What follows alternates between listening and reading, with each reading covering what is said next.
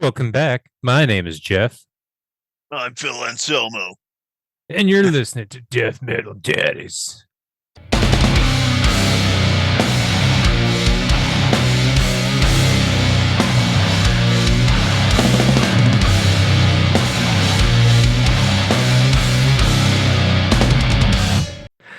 Ba-dam, ba-dam, ba-dam, ba-dam, ba-dam, ba-dam. Sorry. Sorry, I'm just hooked on that one. Yeah, we just listened to the new Scour song, so we're on a Phil Anselmo thing. Yes.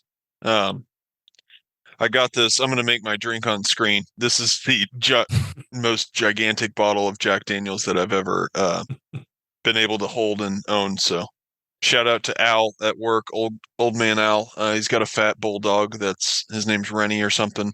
Tries to hunt me whenever I go over to his place to help him out with stuff. Pretty comical. But anyways, I helped him move a vase today, and he bought me this big ass. It's like probably 2 gallons. I don't know what they call us, a handle, I guess, of Jack Daniels. So thanks, Al. Nice. I'm gonna make my drink here. But I yeah, gotcha. dude, new scour, new Yeah, what was scour. it? What Infusarium. infusorium? Oh, okay. Yeah, check it out. It's if you want to see what Phil Anselmo is doing past Down and Pantera, it's a black metal project featuring, I want to say, Mark Kleppel from Misery Index on Hell yeah. guitar. Is there anyone else in this band that's kind of Oh yeah, also in? dude. Uh, Big drummer Adam Jarvis, dude's Oh, fucking okay. incredible. I've always loved that guy. I believe also has history in Misery Index, and I don't know if he might be the current drummer for Misery Index. Is he But also Pig Destroyer? maybe I want to. Yeah, I think that might be right. Incredible drummer though, has been one of my favorites for a long time. I remember watching some of his original Sick Drummer Mag videos way back in the day. So I've always loved that dude. But this band, man, like this scour is my favorite scour. Like I think Mark Kleppel shines in this song. Watching that video and him hitting that solo, I thought was super badass. It sounds incredible. It's not like too much or over the top. It's just enough. And and it's just incredible black metal track. I love the Mm-hmm. constant progression in it. Like that riff just doesn't let off, and I love that. It reminded me a lot. The riffage reminded me a lot of like Marduk, if you Mm-hmm. remember that band. Yeah. Um, but yeah, dude, it's just I'm in love with it. It took me a while to watch this video. I don't know why, but shame on me, dude. It got me super pumped for this new album EP that they're coming out with titled Gold. So Yeah, that riff is what kind of caught my attention, kind of made me because at first it's yeah, like, all right, is dude. this gonna be a Oh, it's novelty so act with sick. Phil Anselmo? But no, the Yeah. riff is actually very catchy and good. The whole thing is very good and very well done. It's very surprising of like they're actually pulling it off to where I never pictured Phil Anselmo just actually doing black metal Straight black vocals. metal. Yeah. Yeah, dude, it's badass. And he does it well too, you know? Mm-hmm. Like his highs are super like crispy highs and the growls are like, perfectly. It's I don't know. Chef's kiss. I'm loving it. But yeah. Yeah. So yeah, it's been 2 weeks now. We had Thanksgiving. What have you been up to, man? Yeah, big turkey day. That was fun. I guess I should start with wrapping up rifle season. I was able to get out to my brother-in-law's and kill a doe out there. But also, right after that happened, I went out to piss in the yard one night and noticed that my buckhead that I had left on top of my pile of firewood was missing. And so that was horrible. Yeah, it's gone. I Someone was just took super your pissed buckhead. off. No, I don't think someone did. I'd seen my dog Honey. I'd seen her fuck with it a couple times and kind of like, get out, get away from that, So she's a suspect. Or we also live by a wood line, and Opie will fucking be barking like crazy sometimes. And you go out, could be a possum, raccoon, you never know. And so, anyways, the neighbor the other like when around the time when this happened, I was talking to Richard and he was saying that he had heard foxes in the distance. And I don't know if you've heard a fox or looked up videos of what the noises they make, dude, but they sound crazy. Yeah, they They can sound like sound a like little they're girl screaming in a horror movie or something. yeah, it's fucking weird. So anyway, he said he heard foxes close. And so I'm wondering if a fox didn't come fucking snatch it and carry it off and like calling out to his buddies, "Hey, I got the fucking feast, dudes. Like, come on, come get it some." So yeah, that fucker's gone, man. I was super devastated and really pissed off about it, momentarily, but I'm just like, it's my fault. I left it sitting out there way too long. I should have processed, gotten to it sooner. So whatever. I mean, that's my thoughts, anyways. I really hope someone's not shitty enough to come take my buckhead, but I don't really suspect that. So at least it's back to the wild. It probably provided a couple animals some meals, so whatever. Yeah, not I'll to get another one. waste. Yeah. But yeah, but I did get another doe, so I got a good amount of meat in the freezer now. Pretty excited about that. Already been making all kinds of meals with it. Ground up some more. I've already went through 2 batches of jerky now that I've made and eaten. But yeah, so that was the wrap up of rifle season. Now I'm gearing up to go out for a day of bow hunting with Collins coming up this weekend. So that should be fun. Shout out to Mikey Collins, Misty Mountain Guiding Services. If you're looking to go fly fishing, just a quick word from the sponsor. No, no sponsorship there. But he knows what he's doing when it comes to fly fishing. So if you are looking for that, hit him up. Hell yeah. Anyways, um, doing that. Let's see. Yeah, we had the big turkey day.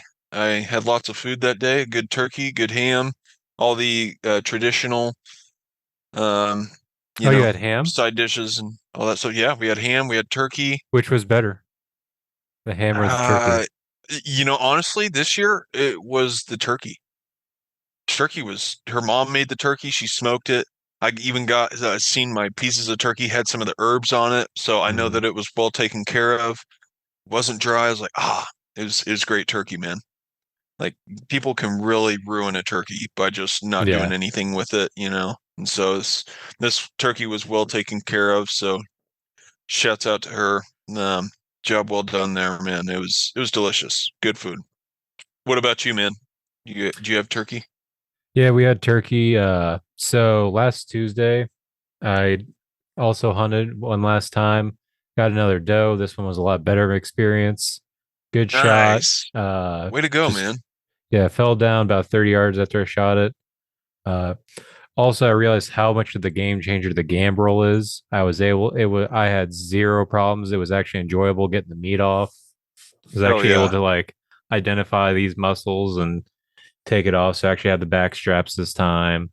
I actually have the Nice. rump roast and the all that stuff. So that's good. Yeah, late, but I was only able to do so much because we had to leave to go to my parents. We were there for about 3 days for Thanksgiving. Great time. Saturday I had to do a wedding photo shoot with Danny as another second shooter. That was fun. However, it was did snow all day in Jeff City, Oh so we were out in the shit. snow for a while. It was very cold, Oh but damn. not too bad. Other than that, um, I want to say there was something else that was going on. But yeah, I think it was just the deer and Thanksgiving and the wedding. That was about all I did. Oh, That's cool, man. I've been reading my finally been reading the new that book I talked about a couple episodes ago, Choosing Death. I've been getting into Oh, that. It has okay. been great, and I've been actually kind of going into some of the early stuff that they were talking about that inspired the early grindcore. So yeah, Oh, okay, cool. Nice. What kind give me a synopsis of that book again. I think that's been a few minutes. So, it was the what kind of bands is it focusing on? so it's supposed to be both the rise of both grindcore and death metal. It's almost Okay. like Lords of Chaos, but with grindcore and death metal. So far, at least that's how it seems. It's just that this one seems to be more liked by the death metal grindcore community to where Lords of Chaos, as you know, everyone hates in the black metal community for some reason. But Yeah. right now I'm only on chapter two. I'm almost on chapter two. The first chapter is purely about the beginnings of the English scene. So with like Napalm Death and like their beginnings and Okay. um that scene, I guess it was all at the Mermaid House, which is where the band members of Carcass met. And that's also where Oh Extreme wow. Noise Terror also came up in. Second chapter is all about the American side, which is very disorganized, but I didn't realize how much grindcore and death metal in America were kind of growing at the same time because the first grindcore band, Repulsion, in America, before they actually changed their name to Repulsion and started doing grindcore, they heard about this Chuck guy down in Florida who's wanted to do some heavy stuff. So they moved down there to join Death, which was still in the Oh demo wow. phase. But I guess their drummer quit. They couldn't find it, so after a couple months, they just left. So I didn't know that they were so close in starting points. So that was Huh. interesting. Interesting. Yeah, that's pretty sweet. That's Yeah, cool. yeah, I recommend it. Still reading it. It's still early in the book. I'm only 50 pages in, but yeah, it's pretty good. Yeah, that's all I got. Been listening to a lot of music. Seen a lot of new tours coming, being announced that I want to go Yes. to. A lot. Oh man. Should we get into metal news and slash tour announcements then, I guess? Sure. I'm sure there. I think I know which tour you want to bring up, and then there's some other ones I want to bring up. Yeah, let's go ahead and get into Abso-freaking-lutely. some of the tours and some of the news. Hell yes. So, the one that I'm absolutely 100% going to, no questions asked, probably even going to take a day off, probably the following day so I can recover because I'm going to be very active. Meshuggah, fucking Cannibal Corpse, and Carcass, dude. Fuck yes, absolutely. Damn, I am so fucking excited for that one. Holy shit balls! I don't even care that it's on a fucking Wednesday. I really don't. I love Meshuggah, love Cannibal Corpse. Carcass is cool, but absolutely, Meshuggah coming back to Missouri. I don't care if it's on a Monday, Tuesday. It's on a Wednesday, so it's awesome, man. It's sweet. And it's around April, springtime. Nothing really going on, you know. Should be a badass time, dude. You down for that one? Absolutely. I was been thinking about that. I'm even thinking about seeing if I can get my brother John to come because I remember I think I want to say he either introduced me or he was talking them up right around the time I got in Meshuggah. So I'm sure he would love to go Nice. see some Meshuggah. And Hell then yeah, Cannibal dude. Corpse, great. And Carcass, I've never seen Meshuggah either, but I think Carcass would be great because I started listening to them again. Um, Yeah. that would be cool. I would love to go see that, especially at the Yeah. pageant. It's gonna be huge and have that Fuck yeah. monstrous Meshuggah sound. Man, it'd be fucking badass. I don't know that I've been to the pageant. I seen Meshuggah when they were on their Violent Sleep of Reason tour back in St. Louis. This was, I mean, that album came out in 2016, so year after that or so. But damn, I want to say that that was at the it was like a theater or I don't think it was a stadium. I don't know what's That some might have been the venues pageant because was the it? pageant's kind of a theater esque. That's where we saw Okay. Ghost. Oh, yeah, I guess it was the pageant then. Yeah, that is probably where I seen him. And that bill was some openers. Fuck, who was playing on it? I know it was High on Fire and then Meshuggah. And then I want to say a couple openers, but I was solely there for pretty much Meshuggah. Yeah, But it was a fun time. It was like one of the few shows I went to by myself. So that was the they're weirdest not part for me. bad. But They're sometimes fun. yeah, it wasn't bad. Yeah, it wasn't bad. I was getting down to Stenga or something. Like I kind of spoiled the set for this dude that was next to me. I was like, I know the next song. I know the next song. And like they started playing Stenga. I was like, CC, and he was like, oh, okay, cool. It was funny. But yeah, Yeah, that'd good be time. That's gonna be a fun show. It's really fun when all three bands are bands that are super exciting. So that'll be a fun Absolutely. show. Yeah, and Um, it's kind of seems like one of those sets like they might bring on like another opener, might be local, but I don't know. It's Meshuggah. Meshuggah's a pretty fucking big name, so yeah, yeah, I don't know. yeah, I think if they do, it probably just to be like kind of kill time. I don't know. It depends. Probably depends on Yeah. how late they want to play. Yeah, I mean those two names, dude, those are heavy hitters, like Cannibal Corpse and then Meshuggah. That's gonna be Hmm. such an active show. That's Yeah. such a wild tour. I would have never guessed those two to tour together. Would you have? No, because I was even kind of thinking about that earlier. Is like because I know Meshuggah doesn't like the gent name. So what do they technically call themselves? Do they call themselves death metal, which would be the same as Cannibal Corpse? Yeah, I don't know, man. I don't know that they've ever kind of genred themselves or, you know, stuck to one or anything or, made a statement about being in a specific genre. I don't know, but I'm definitely here for it. I think it's fucking super badass. Yeah, it'll be exciting. Yeah. Other tours that have been recently announced is one that I'm excited about. It's they're the Danish old school death metal band Undergang finally coming to America close by. There's two shows, one in February 9th in Tulsa, Oklahoma, which is closer for me. It's only about two and a Hmm. half hour drive. Then St. Louis on the next day. But that's about 3 or 4 hour drive for me. So I'm probably going to go to Tulsa if I end up going to that. I'm excited about that. Then also, I looked into the tour you were talking about with aborted, peeling flesh, and stabbing. That is Yes. also going to be in Tulsa. Oh, So I'm debating on going to that because you're that thinking would, about it, huh? yeah. I mean, if you want to drive, it'd be 5 hours. I've never been to Tulsa, Oklahoma, so that would be, an added reason for me to just make that trek. I just, Yeah. I, I'm primarily interested in Tulsa, Oklahoma for the deer hunting, but, obviously wouldn't be hunting deer on this trip. But I think it would be cool to see the location. I've never been there, so I'd consider it, man. With a bill like that, I mean, aborted, peeling flesh. Those two artists were in my 2024 Spotify Wrapped, so I definitely consider that show. What day is it land on? I want to say it's on a Monday. Oh, fuck. Come on, dude. Well, Damn it. here's another incentive though. That date is also Peeling Flesh's hometown show because they're from Tulsa. Oh, wow. So it would probably go off. That's Yes. crazy. Damn. And probably sell out. Yeah. Damn. That's nuts, man. What a crazy ass tour. That would be nuts. And I don't know.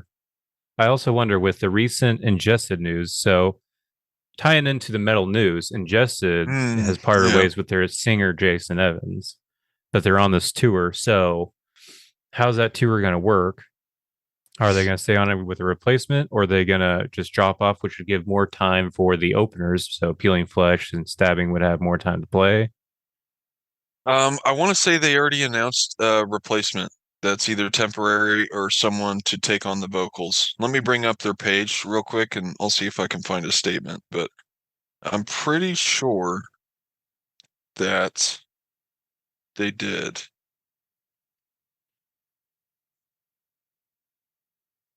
Yeah, that was a pretty crazy statement, man.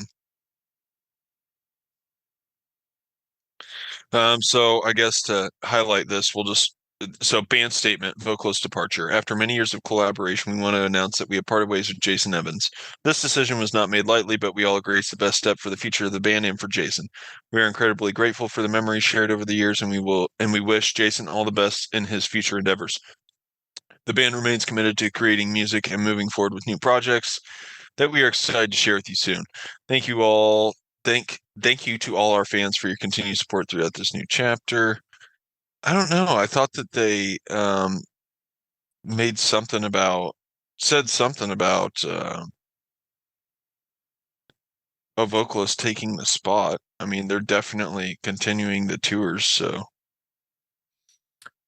What if their replacement is Duncan Bentley? Oh, wow. That would be a move, wouldn't it? That would be weird. Huh. Interesting. That would be very interesting. Well, right before I feel like they don't have it on here anymore. I feel like they removed the post, but it was like oh no, it's still on there. So it's a path once lost off the new album is a bit of a departure for us, but it was deeply interesting sonic journey all the same. Rest assured the new stuff we're working on promises to be much more brutal. Dot dot dot. That was on November 15th, so that was before the departure announcement. But I feel like the dude singing in this little clip video, I don't know if you follow him on Instagram or not.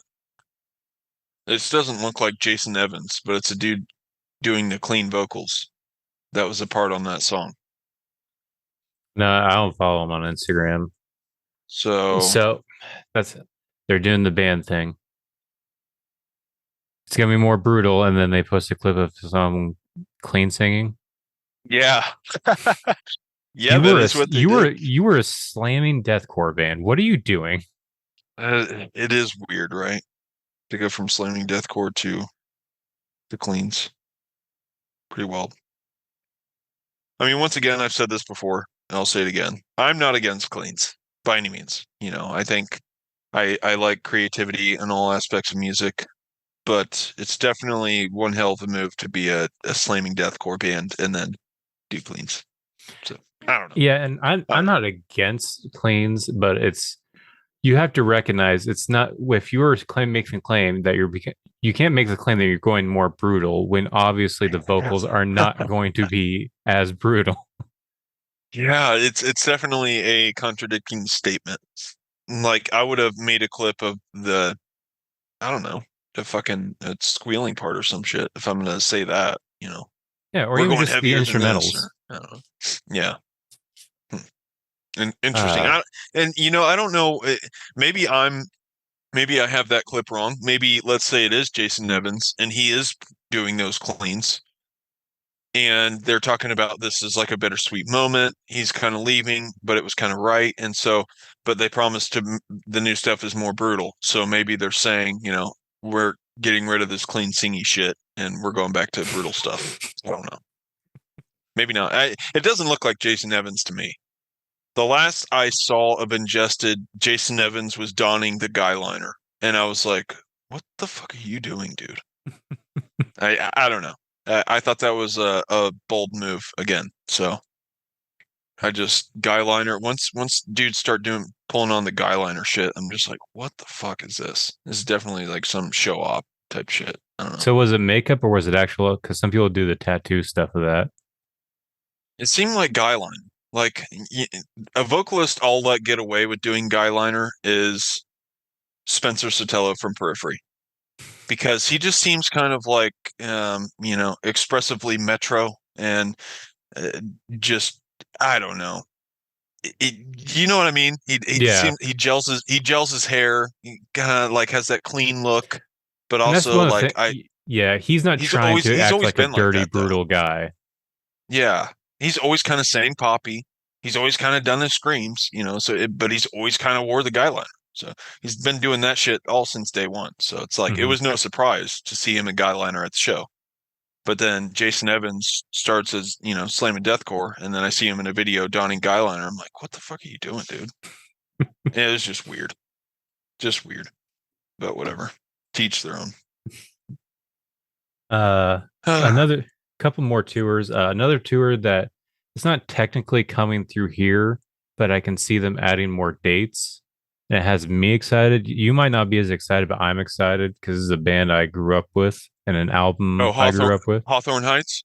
No, close, Oh. but no. They are Um, going. They're doing another big one. I'm pretty sure. I know they are too, but so is Silverstein and Thursday. And I really only cared about Thursday when I went and saw the Hawthorne Heights show. I cared about Thursday and Armor for Slay. I left before Hawthorne Heights, but Hmm. Thursday was surprisingly very good live. I wouldn't mind seeing them again with Silver. They're coming with Silverstein, so I Hmm. don't know. But I wasn't looking at talking about that tour. This tour is going to be it's the headliner is Poison the Well. They're doing Oof. their first album, The Opposite of December, in full. So already I would be sold to go. But their openers are Glassjaw, never seen before, always wanted to see them, and Better Lovers. Oh wow. Damn. That would be sweet. So this is That's the that's the new project with Greg Puciato. mhm. Damn, dude. That would be sick. I gotta say, that album, songs off of that album keep running back in my Spotify radios. You know, like after you do an album run through or whatever, it just kind of plays random ass songs. I am always thrilled when one of those Better Lovers songs comes on. So I'm like, fuck, this is heavy. Who is this? And I glance to look, Better Lovers, like, fuck yeah, dude. I dig it. I can always tell it's Greg Puciato, but I got to do a look on the name just to verify. But I'm loving that mix of sound. They Oh they are yeah. so damn good together. It is awesome. I've been seeing some videos of them live because I guess they're touring right now. I think I want to say they're even going to be in Lawrence this weekend, but I got drilled so I can't go. But Oh damn. Greg is doing the stuff he was doing. He used to do live with Dillinger with the fire breathing. Yeah, I've seen that. The spit and fire clip. That Mm-hmm. was pretty badass. And like having the person in the crowd hold the torch. I was like, Mm-hmm. man, that's a brave move right there. Trusting a random hand with a torch. But yeah, it was cool. Yeah, I'm hoping they add a closer date because right now the closest one is Nashville, Tennessee, which I'm almost. That's like I want to say it's like a 6 hour drive, but still that's almost worth it because it's an the Glassjaw and Poison Well are two bands I like. Teenage Hood, like yes, I would love to see that, Mm. especially their first album all the way through. Absolutely. One more tour I want to bring up, and this isn't death metal or even metal related at all, but kind of has me excited. In St. Louis, uh, SZA and Kendrick Lamar are coming, Oh, I seen that. and I Yes. actually would not mind going to that. I wouldn't mind That would seeing be pretty Kendrick sweet. Lamar. Yeah, that would be pretty sick, dude. I think a Kendrick Lamar show would be badass. I imagine this is at an arena though. There's no way he's playing a Yeah, smaller it's at venue, the right? Dome. Okay. Huh. That's probably gonna sell out, I'm betting. Yeah, especially with how popular this is, and this is also after the Super Bowl and all the attention he's been getting, and with SZA, so it's also gonna bring SZA fans. Hmm. So yeah, That's that'd be cool. a fun one. That would be sick. Um, Another tour I did see that's metal that's coming around is Spirit Box and Loathe.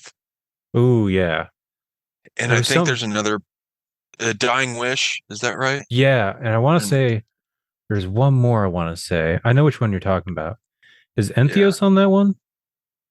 No, I Uh, think they're with Born of Osiris, no. aren't they? Yeah, there was someone else, yeah.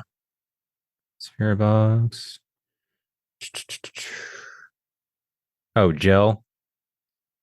Hmm. I haven't heard them, but I haven't heard them, but I've seen videos. They look fun, but yeah, Dying Wish and Loath would be cool. I'm not too into Spirit Box, but I understand they have a I'm not really huge either. following. Yeah, they got freaking mainstream real quick, so they blew up. But Dying I Wish would mean, be cool. I really like Courtney LaPlante or LaPlante, however the hell you pronounce her last name. But I think my favorite era of her was where she kind of got known, which was I Wrestled a Bear Once. Yeah, I especially still that love last that album, album. dude. Oh, it's so damn good. Hmm. I love that album that she's on, and then like the first two I Wrestled a Bear Once albums with the original Yeah, vocalist. with Krista. Damn, that's fucking yeah, that's gold. Hmm. Awesome. But yeah, Spirit Box, man, I don't know. I haven't really caught on. Like there was a playthrough video I think I shared with you in a message, and it's her doing performing Circle with Me or something like that. And it's like a one take, and I was like, fuck, man, like that's some talent right there. It takes talent. Like I love one take videos where it's just like 40 something seconds long, maybe even a minute plus, constant, and like no errors, minimal. And you could just tell in that video she has great control in her delivery, and it's nothing's too excessive or anything about it. It was like fucking spot on perfect. And I don't even listen to Spirit Box, so but that was that I definitely they definitely gained respect um with that. But yeah. Yeah, and I do think she's talented, and then they do have my respect in that. I'm just not. I want to like them. Like I've tried, but it's something about it. I Mhm. just can't get into it. And I also feel like their fans are also getting annoying. Kind of Really? like I feel like they have the same fans as like Bad Omens and Sleep Token. Yeah, see, like Sleep Token, I haven't caught the Sleep Token train either. Like I've tried Sleep Token, and I think Sean's even shared some videos of the drummer with me, which yeah, that's cool. I could tell that dude's got talent and shit. And I dug the aesthetic and stuff, the mask, the mystique of it. That's cool and stuff. But then like it's like almost one of those bands that, like they're coming out swinging way too strong. Like the dude does, he's like too good of a singer Mm-hmm. and like they have two perfect of breakdowns. And it's like there's Yeah, like no faults or anything. I almost don't like know. kind of like computer made. Yeah, it just yeah, they kind of sound like an AI band almost, but Mm-hmm. I don't know, man. I just haven't really caught on to them. Yeah, Maybe I'm just being a hater. I was into him for maybe a week, and it wasn't even like super into. I just thought it was kind of interesting. He had because he almost had it's almost like he combined like a deathcore band with like Hosier because he has a very Mm, Hosier sounding yeah, voice.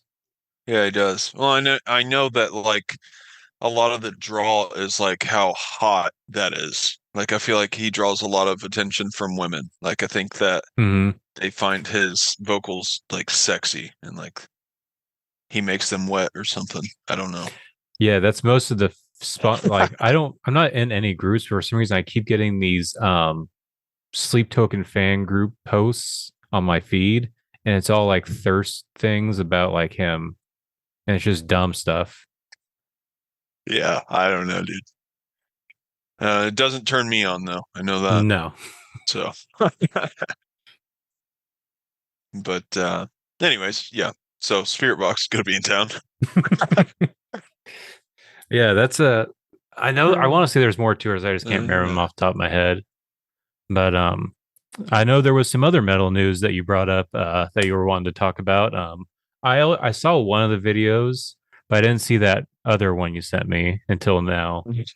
I saw the bedroom one. I didn't see the patio one. Outside Rage Fit, yeah. Fucking As I'm Tim Dying. It's like literally, if they do a documentary, I saw that on a meme. It's a great tag, but if they make a documentary, please make that the title. Damn, that would be so good, wouldn't it? What would Like, he tell? As I'm Tim Dying. I just, it's too good, man. It's too much gold coming at us right now. It's been too long of a streak. You have such a great story. The guy fucking has a great stellar metalcore band. It just fucking is. It's been a whole roller coaster, an entire roller coaster shift, man. So crazy. But yeah, these two videos that I just sent you that surfaced of his most recent news was his temper tantrum fits.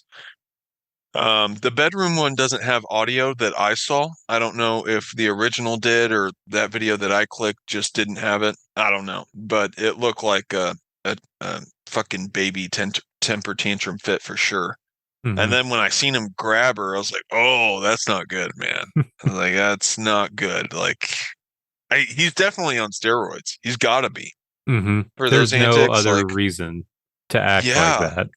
no way. And whenever he's screaming, you can literally see the veins bulging in his neck. I was like, "Holy shit, man!" But and then Yeah. I want to say the patio porch one. It does seem like there's some heavy shit going on. Like it sounds like he's freaking out because he's found out she's cheated on him. Is that right? Did you get that? I didn't I know felt she like I was. kind of heard that I don't know if she's or cheating on him or something. if she was thinking about leaving him. I don't know. But at the same time, so we could, it's hard to tell because at the same time, there's a normal person's reaction, but then there's also someone on steroids person reaction. So, like a normal person Mm, would maybe have somewhat closer reaction, but if a steroid person is freaking out like that, it could be anything. She could have not responded to a text. I don't know what's going on. true. Yeah. Yeah, I just remember him reciting like, "Oh my gosh, I thought you fucking loved me," and then he's like hitting his head and shit and Hmm. fucking stomping around. Like, what the fuck, dude? There's just that is I don't know. It is fucking bizarre. Like, no normal person acts like that. I know that for sure. And Um, also some of like the childish like screaming and whining he was doing. Shaking, Yeah. like just the shaking, like the and then like hitting, like just hitting yourself with it. Like he has to find something to grab to then smash across his face. And didn't he Who throw a the fuck table at does her? that? I don't know if I've seen the table. He may have flipped one or Because I something, think she but even said like it was like beginning of that one that had sound. He like threw a table and she even said, "You just threw a table at me." Oh, I fucking did. And then he does it. yeah, I just stood there and freaks out. I was like, I don't even know how I'd react, man. I don't even know. Didn't he even go It's just, into? Did he go into the street and start screaming, help me" at the end of yeah, it? he just runs out, and the cameras don't really follow him from there. It's a house camera footage, but he runs out and is like, yeah, starts screaming, help me, please, somebody help me, and it's just like, holy fuck, yeah, someone needs to help that guy. Like it's a hot mess, dude, hot mess. Like holy shit balls. And another thing is, I want to say he's a dad, isn't he? Oh God, I don't know. I hope not, Because I want to say that was but part of the thing, like maybe. him wanting to kill his ex-wife was she was wanting to take the kids. Shit. I don't know, dude. That's crazy though. If so, I mean, dude's a hot mess for sure. It sucks to be exposed like that, but you know, maybe don't have fucking cameras running in your house. Like, I mean, there are obviously security cameras, but good for her for being able to capture that footage to show what this motherfucker's like behind closed doors. It's like, holy Yeah. shit, man. Well, I think the bedroom one, I think she videotaped it, and I think because you see at the end he grabs the phone, so I think he found out she was videotaping. So I wonder if that is what led to the patio. Yeah, I don't know. Well, his shirt's off in the bedroom. So I think the patio is before, Oh, and I okay. think they ended up in the bedroom is what I'm guessing. I don't know. It's just wild, man. It's fucking bizarre. But dude, yeah, if we don't get a documentary out of this one, then that's crazy. Or at least a murder, you know. Like it's nuts. I don't know. No. Yeah. No, I'm definitely not rooting for a murder. I need to throw that out there. But I Yeah. think that it's just shocking. It's like, where's this gonna go? Like, I think he's ruining his chances of any potential really good musical projects. I mean, after seeing Yeah. this shit, it's like, who's gonna He's fucking obvious. work with him now? He's obviously in a very dark place and in a lot of pain. And usually Hmm. when that happens, they come up with good albums. But I don't know what's going on now because he only came out with like a mid okay album. So maybe he needs to go a little bit Yeah. darker and maybe make a better album. I don't know. Yeah. Yeah. Right. You remember, it's funny, it reminds me of whenever we were living together and we did our run to what was that store called? Slackers in Jeff City? Slackers or Hastings, I think it one of was the two. Slackers one day. Oh, We you're did a talking about my Slackers. very very terrible barbecue party where Yeah, I don't know if it was that day or if we were living together. It might have been that day. It was we ran up to Slackers and I know we both left with a couple CDs in hand. And I picked up a Dark Throne album, a I want to say I left with three CDs that day. One was a Dark Throne CD, one was a Furion CD that was Tim Lambisis's first project right out of prison. And it was just like a demo CD, but I literally just picked it up because of the cover and the name. I was like, oh, this looks cool. And I don't know if I saw Tim Lambesis on the back and that's why I bought it, but I remember we jammed it that day Mhm. and we were like, dude, this sounds pretty badass. But like, it didn't age well because I went back and revisited that. And I don't know if you've listened to that in a while, but the lyrics are so terribly like kind of corny. And it's just like, I, the Dark One. or is the dark one in me or something like that. And it's just like, what the fuck, dude? That was the whole like era whenever he like came out and publicly announced that he's no longer Christian and that sort of phase. I think yeah, it was after prison, so it was obviously after the whole Hitman run and shit, but it was pre As They Lay Dying reuniting. So but yeah, it was interesting. It just reminded me of him in this phase now. It's just like I don't know. It's just I'm interested to see what comes of this shit show. It's wild. I don't know. At this point, I feel like his best move would just be to end as I lay dying and just fade, Oh man, get a normal job. I'd at least go quiet for a year, maybe. I'd go take an extended stay in the mountains and hide probably.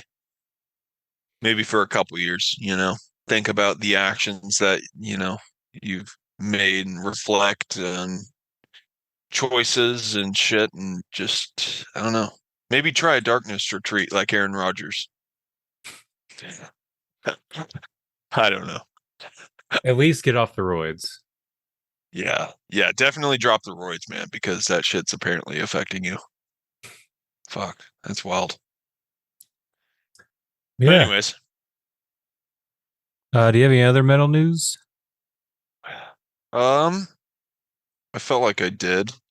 I feel like there's been another vocalist departure. There's been a lot of crazy shit going on with vocalists lately. Seen some of my some friends on Facebook posting about it and stuff. I don't know. I feel like I'm forgetting it now though. Um, but yeah, I don't know. What about you? Okay. Any more metal news? Not that I can think of. But I was gonna get transition us into the new or the new releases. Um, Okay. so couple albums on here, only three full lengths, and then a bunch of singles, and then an EP. Um, for me, um, there was a surprise. Obviously, Defeated Sandy was probably my favorite of the new releases, and that was the like what was it?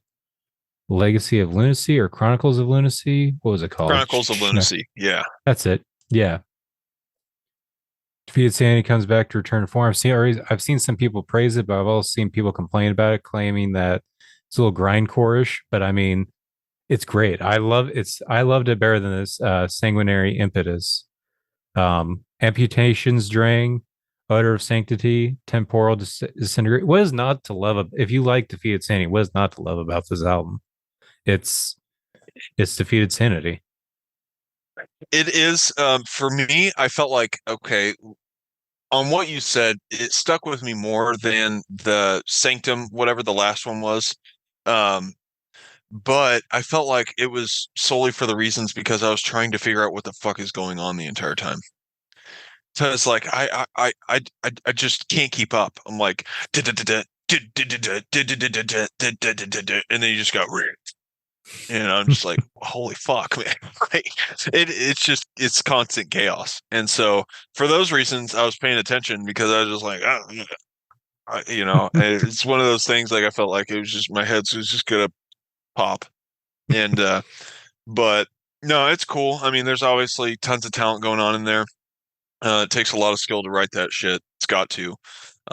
Vocals are brutal as hell, man. I thought that was super sick. I dig the drums, but I kind of hate that snare, man. I don't know about you, but that snare just sounds like a fucking Groucho trash can lid to me. I Do you didn't think so or notice it no? as much. I don't know. I had more issues with the snare in the previous one as well as the guitars. So the snare on this one didn't bother me as much since if everything felt like it was going back to normal a little bit. I don't know. Yeah. Sanguinary Impetus, not dogging it. It had some good parts, but something about it which just felt off kilter the entire time. It was both the guitar tone, the whole Mm. weirdness of it, and then also the snare that was throwing me off. Because this one, it felt like a more of a return, so I didn't really notice much of the snare issue on this one, just because Huh. the previous issues I had with the other one. Yeah. It was definitely sticking out for me. I mean, it wasn't absolutely horrid. I mean, I like I said, I was able to jam the whole thing It was fun, but again, it was almost like an assignment. So, but with that being said, man, I'd give it a listen. Definitely elements of grindcore, I would say for sure. My favorite, I want to say, was a late addition um, to this playlist, but one that I GM'd the most. The new Opeth. Holy fuck, man. I love this album. I don't know about you, man, how you were feeling, but I am definitely digging it. I feel like Opeth is back. I think they are just it's another great old Opeth album. I get a lot of vibes from Ghost Reveries on this. Um, and so for those reasons, I love it. That's probably my favorite Opeth album. Um, but from the get-go, that's probably my favorite track. That might be the only complaint that I had is S1 or that whatever symbol thing. Um, but I just love it. I think it's so catchy. His singing, operatic singing, and then his the last will and testament of father. And it's just like, I don't know. I also loved how I had a moment like I was thinking like this band sounds like ghost metal. Like there's like ghost and creepy vibes in Hmm. their music, you know. I love how like on the opening it's like dreams, dreams in death. In death.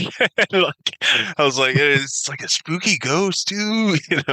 I don't know. I know it's like a ridiculous kind of comparative, but I don't know. It's fun. It's fun, man. I loved it. I don't know that everyone really thoroughly enjoyed it. I feel like it kind of had low hype, but I thought it was just as thrilling as older Opeth, man. So, it almost seemed like they had kind of been missing from this sort of sound for quite a while. I think a lot of people would agree with that. I didn't mind the last recent Opeth albums. I think it's still really good music, but it was definitely different than what they were doing before. So for obvious reasons, the missing growls and shit like that. But I think they sound as good as they used to, man. So yeah, I thought it was awesome. What do you think of it? I didn't listen to this one too much. I did like S1, but my issue I was having is after S1, I was having a hard time staying engaged with it because I don't know. I felt like I wasn't as interested because once the hype was over with S1, then I was just going to like, oh, it's. I didn't feel like I was getting new directions kind of stuff, and you kind of brought up with Opeth, they have that kind of ghosty vibe, and I've always kind of Hmm. thought of them like kind of like a almost like an Edgar Allan, not Edgar Allan, but like almost like what's the name of that movie? Crimson Peak, I think, like a gothic Victorian era ghost story. Like they have that Yeah, old school Victorian, and I thought that was definitely. really playing well with the their previous one. I forget what it's called, the one where they have in the English version and the Swedish version. I thought they were leaning more and more into that with even with just the cleans. And this one, it feels like they're still trying to do that, but incorporate the screens back. Um, Mm. but I don't know. It's some like it felt good. It felt good going back to the screens on that first track. But after that, I was like, all right, I don't feel like it's as focused. I feel like they were just trying to bring the screens back. But I don't know. Maybe it's just because I was, you know how I am with long songs. It's gonna take me a Yeah, minute. but um, for sure. but yeah, I do think it's good to see them come back. I'm hoping that this isn't because one thing I worried about was the name of this album makes me worry that this is possibly their last one. Yeah. The Last Will and Testament. Yeah. And so I'm also worried that is that why they're also bringing the screens back to like culminate their career kind of thing. I don't know. I definitely get the vibe that this that album title or and this album has a whole concept or story behind it.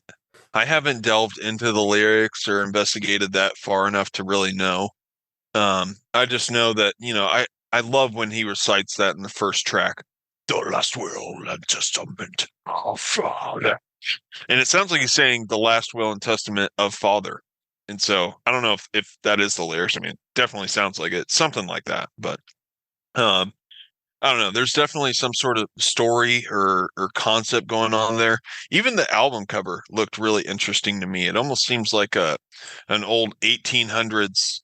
It's like I don't know if this is an actual photo. Kind of like Um, the end of The Shining with the giant party photo. yeah, yeah, maybe that's what it's based off of. I don't know. It's very interesting though. Yeah, I would But like yeah, to. I think if I got into the concept, I would fall in love with it. I just don't know what the concept is yet. Um, hmm and also is a huge vibe change from the album before on the playlist. But yeah, yeah, yeah, I'll for have to. sure. Yeah, once you go that heavy, it's kind of hard to switch up. But for me, it's like I throw on some Opeth, man, and it's just a fucking ride for my ears. And this Yeah, album is exactly that. This album to me was just, it was a ride. I was able to, really just kind of check it out as background music, but a little bit more in tune with it, but still be able to do other stuff, as I'm listening.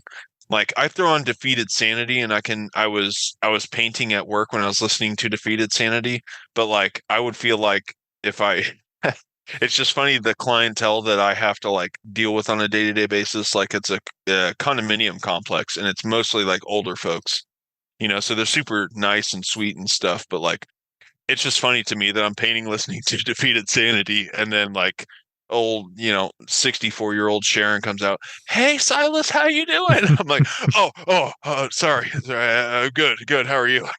It's just like a frantic moment for me. I'm just like, if she could only hear what I'm listening to right now, I don't know what she would think of me.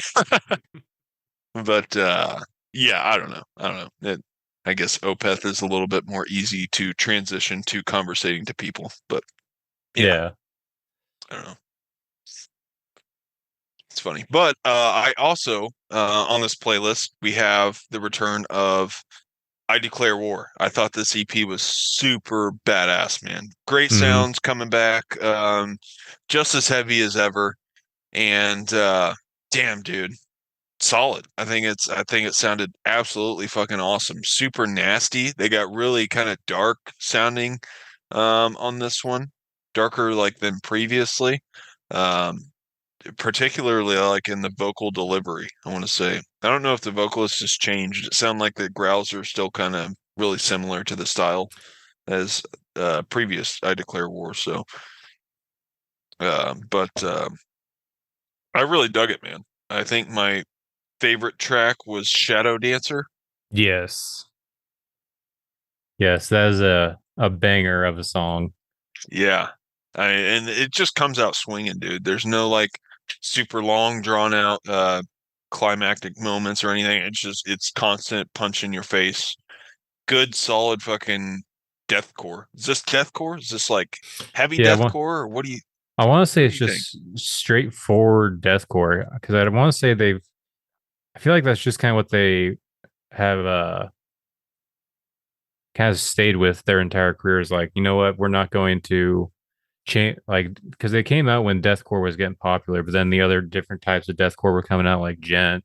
You got Hmm. black and deathcore, symphonic stuff. You have the electronic deathcore, and they've never incorporated any of that. They just be like, nope, we're just gonna do straightforward deathcore, and that's what another thing I appreciate about this band is like they don't care about what's popular. It's gonna do what they want to do. So keep it up, Yeah. I declare war. Keep and I want to say it is the same singer, Jamie Hanks.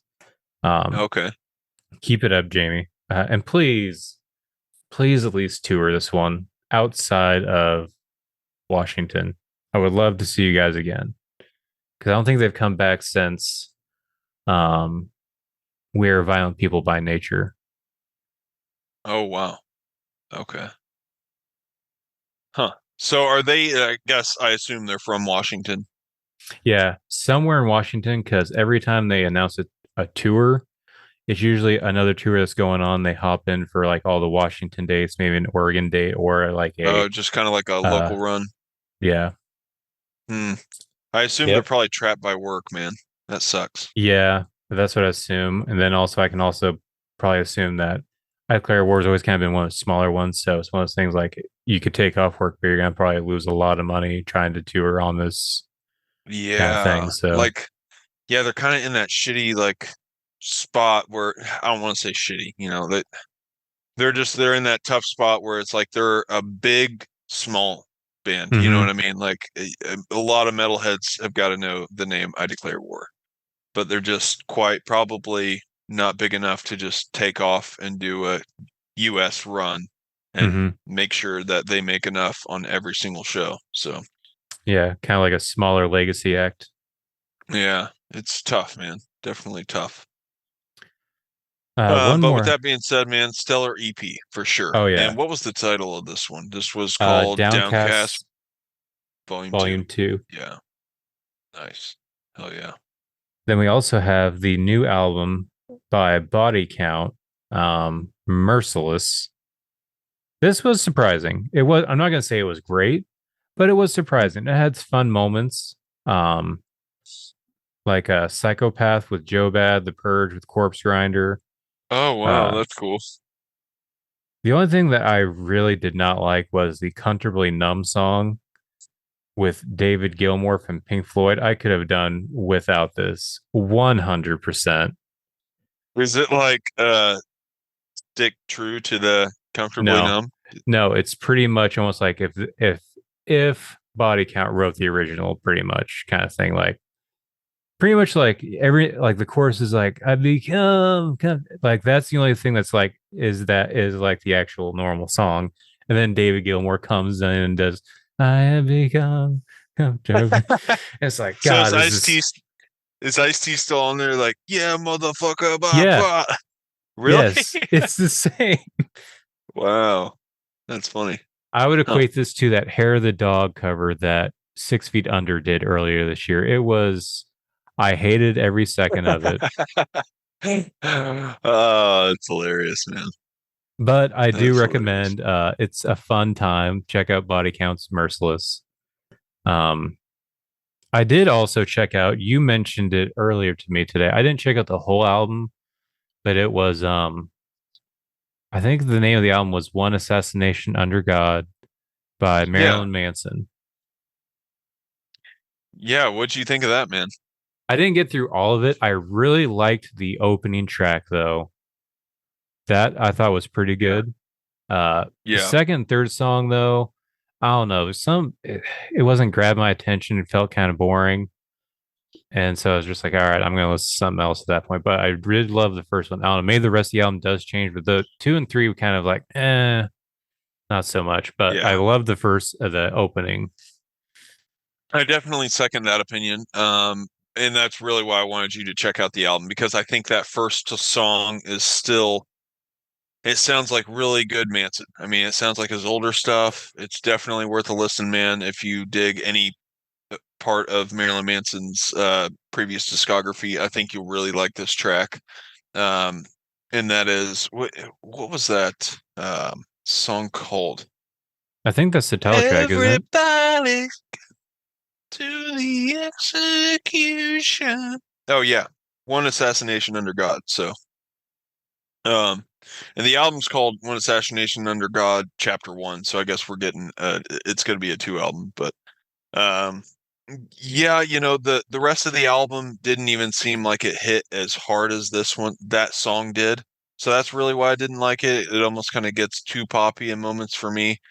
But I felt like that first song really captures Manson's ability to capture kind of like the emotional, heavy kind of sort of vibes that he can bring to the table, which I really like, dude. I thought it was really good. Um, but yeah, definitely probably the highlight of that album for me. Yeah. Yeah. Um, we have a bunch of singles. What did you check out any of these singles? And if so, what were some of your favorites? Because Yeah, there's let a me see. plethora. Yeah, let me see. I just lost the playlist. Hang on.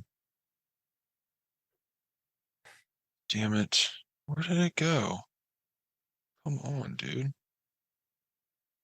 Everybody should have. There it is. So singles that I listened to Molotov Solution, Devour the Children.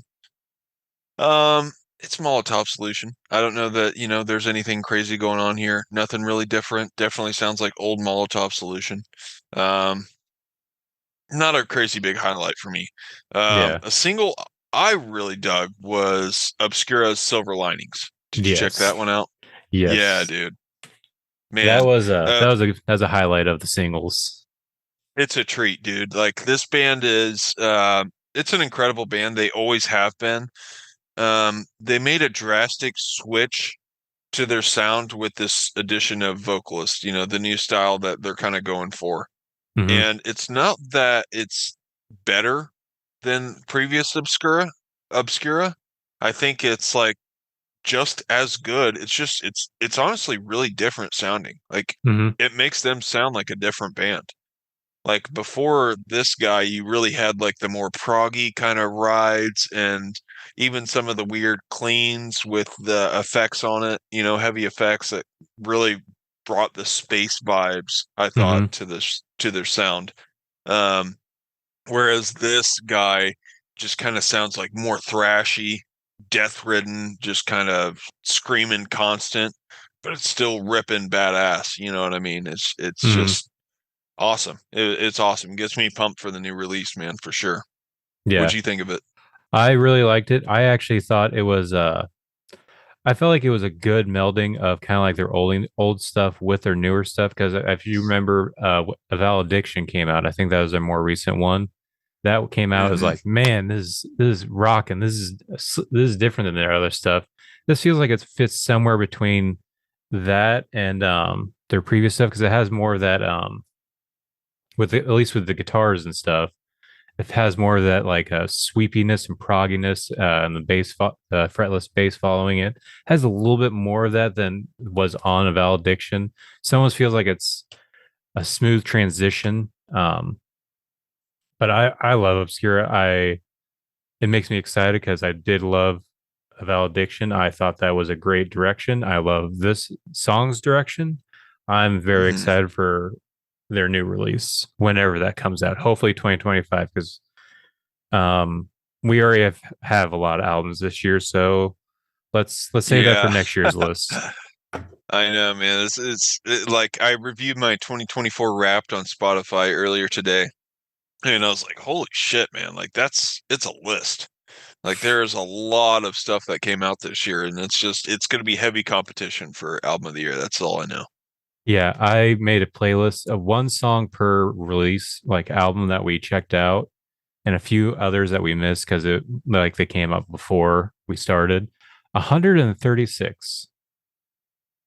Holy shit, that's just tracks. Yes, Damn. 136 songs or different Wow. releases. Jeez, man, what a year. What a year for music. That's incredible.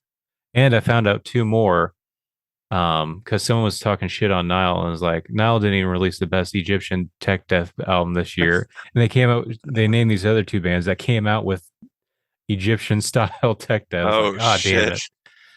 Wow. So I checked in. I was like, Damn. all right, well, it's a little too late for me to just pop this in now. Yeah. Now it's gonna take the cake just for the name. You know what I mean? I don't know. Some of those dudes out there, they're probably just slaving away online, like fucking just me and you go through quite a bit of metal, but I bet there's dudes out there that are beyond, like beyond. I Like also wonder is like, how do you find them? How do you find these? Because I'm having a hard time finding new releases every week. it's like Sean with Bandcamp, dude. Like I feel like I haven't gotten any bumps as of, crazy recent, but that dude was just always bumping me stuff on from Bandcamp. And I mean, if you're on Bandcamp, dude, I feel like you're in a whole new world of music because there's so many starter bands that, it's an easier platform to really just push your shit out.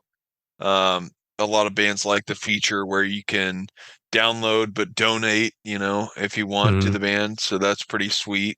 Um, but I don't know. So I feel like you got a lot of artists that will utilize Bandcamp that you won't even find on Spotify. So Yeah, and I I do don't know. like I don't that know, with man. Bandcamp, but one issue I've always had with Bandcamp is sometimes you'll get these bands to where they will flood your entire page, and they're not even like an actual serious band. They're like a joke band. Like there, I found a band called, I think it was Stay Gay for Satan or something like that.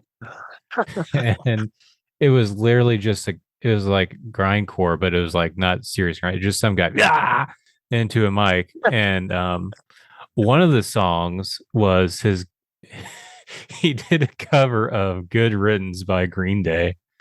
And he's playing, it's a shit recording. He's playing on the acoustic guitar, and as soon as the Oh my scene comes up, gosh. he just goes and just the song's over. But he had like 10 albums on my homepage, Jeez. on my grindcore homepage. Is like, okay, I'm gonna be done with Bandcamp for a little bit. Yeah, and I mean, I'm gonna be like a first world snob here, but you know, my thing is like the user interface of Spotify. I love it, man. It's Mm-hmm. great. I love the It's easier. search. It's so easier, so much faster to find stuff. And you know, I don't I'm a sucker for Spotify, so sorry. But yeah. Yeah, some other good singles I liked. Did you check out the Harakiri for the Sky? I did not. I did not listen to that one. This is a band I forget about this band. I was into them for a short while. I love these two new singles. They have the single "Heal Me" and "With Autumn I'll Surrender." This is a uh black metal ish. I would say somewhere between like Alcest and Death Heaven, maybe. Oh wow. But the singer, so one thing I liked, I don't know if he's always screamed like this, it's been a while, but I love his vocals on this new one because it almost sounds like the Devil Wears Prada's newer stuff. Not like super growly. It's just like mid range, like desperation kind of screams kind of stuff. That's And cool. it's all about like atmosphere and stuff like that. So I really like these two new singles. And if anyone who's likes Devil Wears Prada's new stuff, but doesn't like black metal, wants to find a way, check out Harakiri for the Sky. Very atmospheric, very good. I really enjoy this. I'm sure black metal purists aren't going to like it for obvious reasons, but I recommend this band. Check them out. And it looks like these are two singles, Heal Me and then With Autumn I'll Surrender. So are they leading up to an album? I believe so. It looks like it's got a Buckhead on that. Is that right? Yes, they also. So the first time I got into them, I think it was called Three Trauma, and it's actually two bucks fighting. Ooh, that's cool. Definitely like the I Bucks, think man. it's and that's kind of the vibe, the atmospheric vibe. I guess kind of like a little bit of a nature vibe, almost like Wolves on Throne, but not as like heavy. It's more of like just all kind of all cess atmosphere kind of thing. Okay. So, Sweet. Hell yeah. um, I did you see you check have out? another ginormous collaboration on here. These scars won't define us. I feel like that's like so goddamn commercial. Yeah, I heard that this was coming out, so I decided to put it on, and I feel like Is this this is some pure, huh? American themed? What is this? This is Machine There's Head. like This is Machine Head coming. This is Machine Head's doing. there's I like think American it's. flags on here and then like but half of these bands aren't even from America. I want to say it's probably. I think this is a single they did for their upcoming tour together. Oh, okay. That's probably like the poster. Hmm. Yeah, But maybe. I mean, okay, I don't mind Machine Head, but I feel like as time goes on, they're getting cheesier and cheesier. Yeah, you know, I never really caught their wave. I mean, I've seen them live. They were in support of I want to say Lamb of God on their Sacrament tour, Beaumont Club in Kansas City years ago. Badass epic show, man. But uh, you know, I seen them live and they didn't really turn me on whenever I saw them live. So they're a band that's never stuck with me. But I was talking to a guy in that crowd at that show And I was like, I've never even heard Machine Head. He's like, oh, dude, they've been around for years. And I was like, oh, okay. He's like, yeah, a lot of people here are probably here for Machine Head, which I think he was right. Like I've seen people with Machine Head tattoos. And so it's, I don't know, like the crowd got into it like crazy, but I was just like, I was ready to move on and get to Lamb of God. But yeah. Yeah, they have they have well for me anyway, they have their periods where they're good. Like their first album's not bad, just for that one song Davidian. But I think I got into him during the Blackening, I think was the name of the album, which had that big song Halo, great riff, great song. Then also I think the Unto the Locust. But other than that, they have a Is long there like, discography. is there a song like 10 Ton Hammer or something like that? I think I wouldn't I've be surprised. remember. They have a lot of albums. Yeah, there's like 10 Ton Hammer or something like that. That's a song that I think is memorable for me when I think of Machine Head, but it's like they're few and far between for me, but I don't know. Yeah, and I feel like Um, the singer's very has done a lot of cringe things. Like he was the yeah. guy who did the spoken word that Travis Ryan from Cal Decap made fun of him for. Oh yeah. Okay. I remember that. What was Yeah, that? What was that even about? I think so. It was I forget this. I forget the I name of the forgot all song. about that. I forget the name of the song, but I it was something, and I want to say he did the spoken word for the in support of the George Floyd protests. I want to say, but Oh he wow. it was so cringe and cheesy.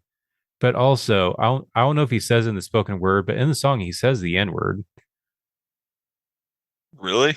Yeah, but it's supposed to be like you call us these, like he says a bunch of like I want to say he says the F word. He says all like these slurs like I get what you're trying to do, but I still don't think you can say it, bro. Like and but yeah, Travis Huh. Ryan did it. I think making fun of him to announce they're doing it too. Oh, that's great. That's hilarious. Wow. Yeah, I remember watching some of it, but I don't even think I could sit through it all because it was so cringe.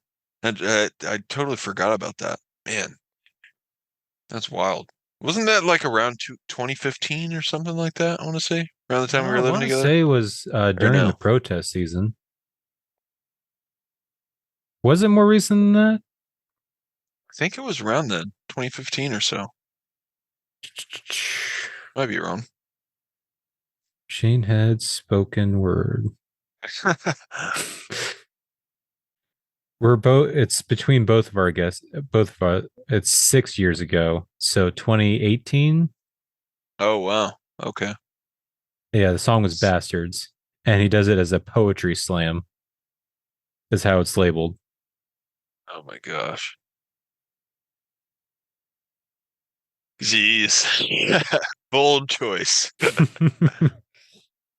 Bold yeah, choice. there's also. Did you check out? I know this is a band you do not like that I've been trying to. Did you check out Imperial Triumphant's new song, Hotel Sphinx? I sure didn't, man. You know what? Like I like this band for the aesthetic. They got me there. They really do. I love the mystique. I think it's very tasteful.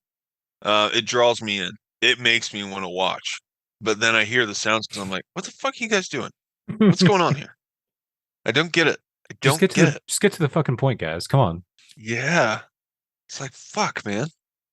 I But will say I'm a sucker for the aesthetic. I think in even the videos, the cinematography, so tasteful, man. It's right up my alley. But fuck, the sounds just don't mesh for me. They just don't. It's like hitting a brick wall. Like, damn it. I want to love it. I really do. I feel like if there's any Imperial Triumphant song you might like, this might be it because I feel like going as it goes more, it starts off to where it actually sounds like a normal band's song. Like yes, it's very a little bit mathy and jazzy, but still it has a more normal sounding compared to other Imperial Triumphant songs in this song, and that's Hotel Sphinx. Hopefully, building up to a new album. Hopefully, they keep this sound because I really like the sound. I didn't like the I do like Imperial Triumphant. I wasn't a big fan of their most recent one, Spirit of Ecstasy. It had good parts, but I like the jazzy stuff as long as it's not like a big cacophonous, like everything's going on at the same time, which is what I felt like Spirit of Ecstasy was. As long as there's like, I loved Alphaville for like, there was craziness, but it was like almost like a focus, like, it's hard to describe, but Alphaville felt more uh tight to where Spirit of Ecstasy just felt like free range jazz, just do where the fuck you want kind of thing. And this one feels like more focused than anything they've done before. So I really enjoy this. Huh. Hopefully they keep continuing this. Because I do understand where you're coming from. Because I got excited. They were doing a couple of covers from time to time. And they said, hey, we're releasing a Metallica cover soon. Oh, fucking sick. It's Motor Breath. Oh, fucking sick. Early Metallica. Cool. And I heard it's like, oh, this is Can you Metallica? tell at all? No. Wow. This is That's funny. Metallica? I don't recognize this at all. This is That's not Motor wild. Breath. Yeah. But yeah, That's hilarious. the only other singles I wanted to highlight, Frontier, uh, with Wearing Hell and the Skull Burned coming out there leading up to their new EP. Check out Nice. Frontier if you like some seizure-inducing mathcore. It's great. Scottish band with a lead singer from St. Louis. Check them out. Nice. Hell yeah. Yeah.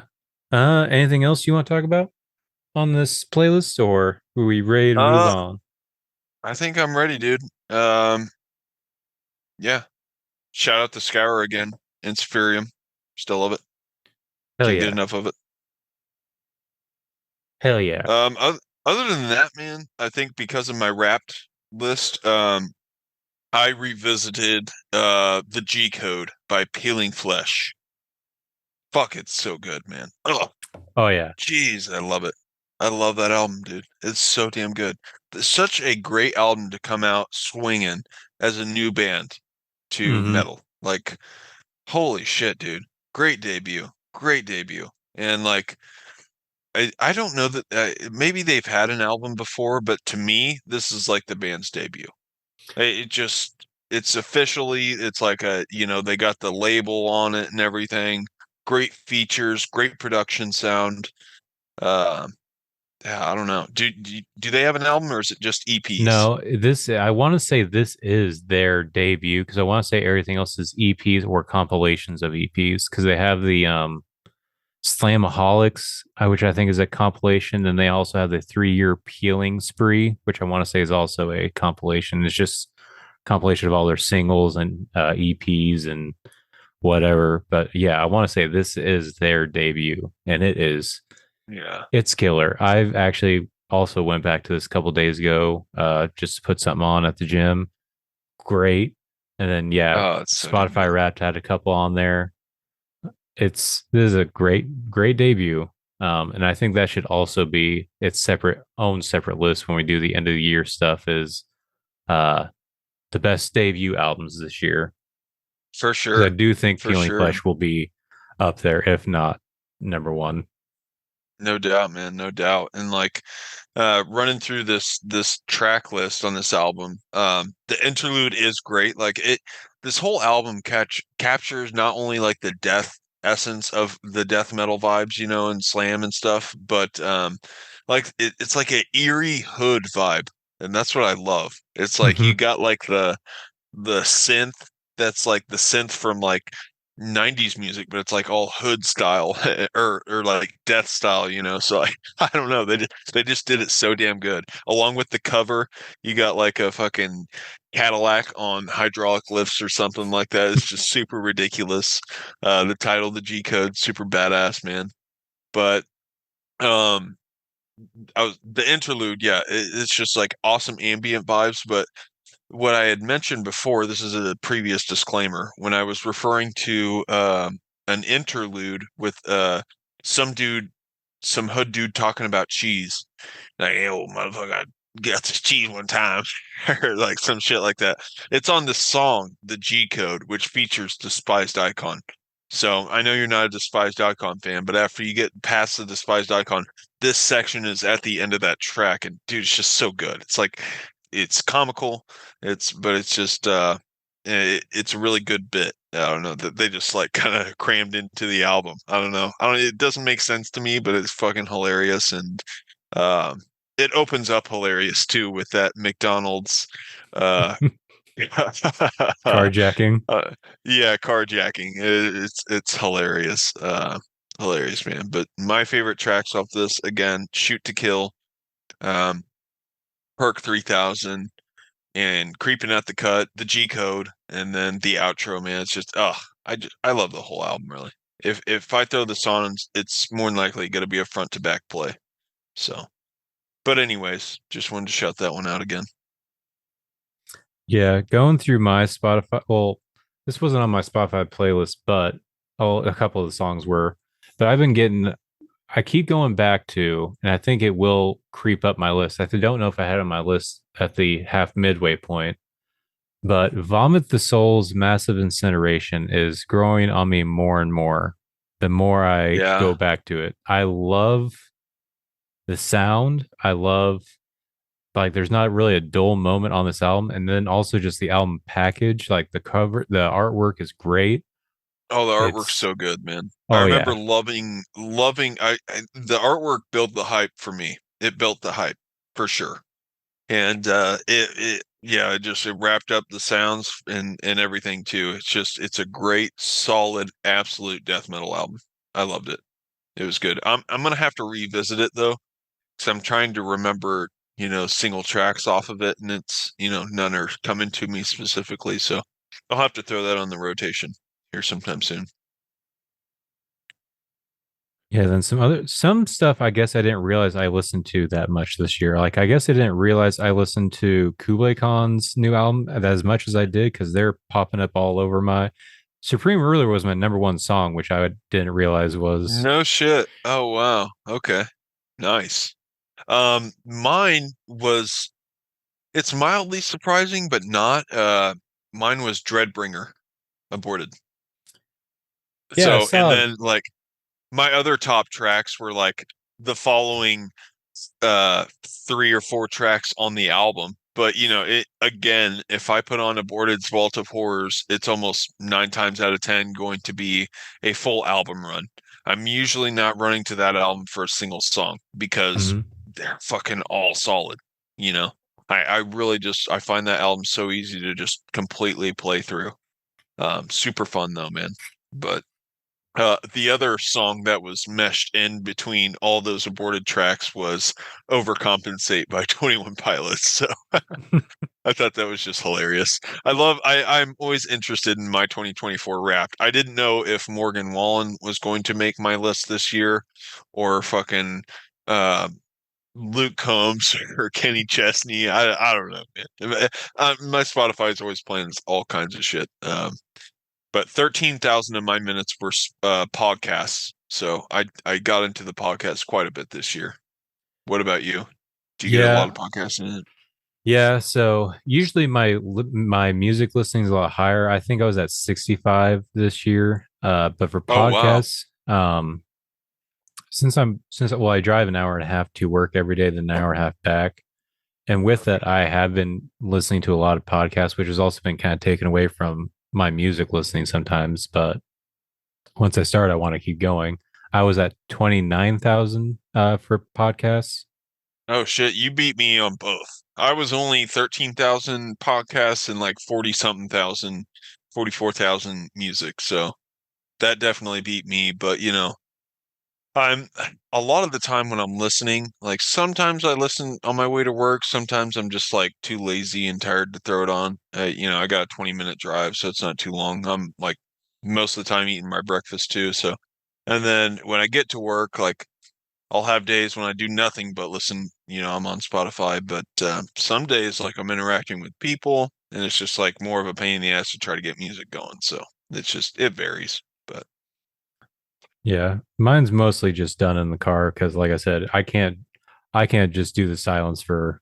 an hour and a half, I have to have something. And even with the music, Yeah, I will always, I listen to music a lot when I drive, but at the same time, sometimes even just listening to music can get repetitive after a while. So I will pop in podcasts a lot, and that has been taking up a lot of my listening, especially because I listen to a lot of political podcasts. So sometimes if something happens in the news, I'm waiting for that new episode to figure out their take on it or how they're going to make it funny kind of stuff.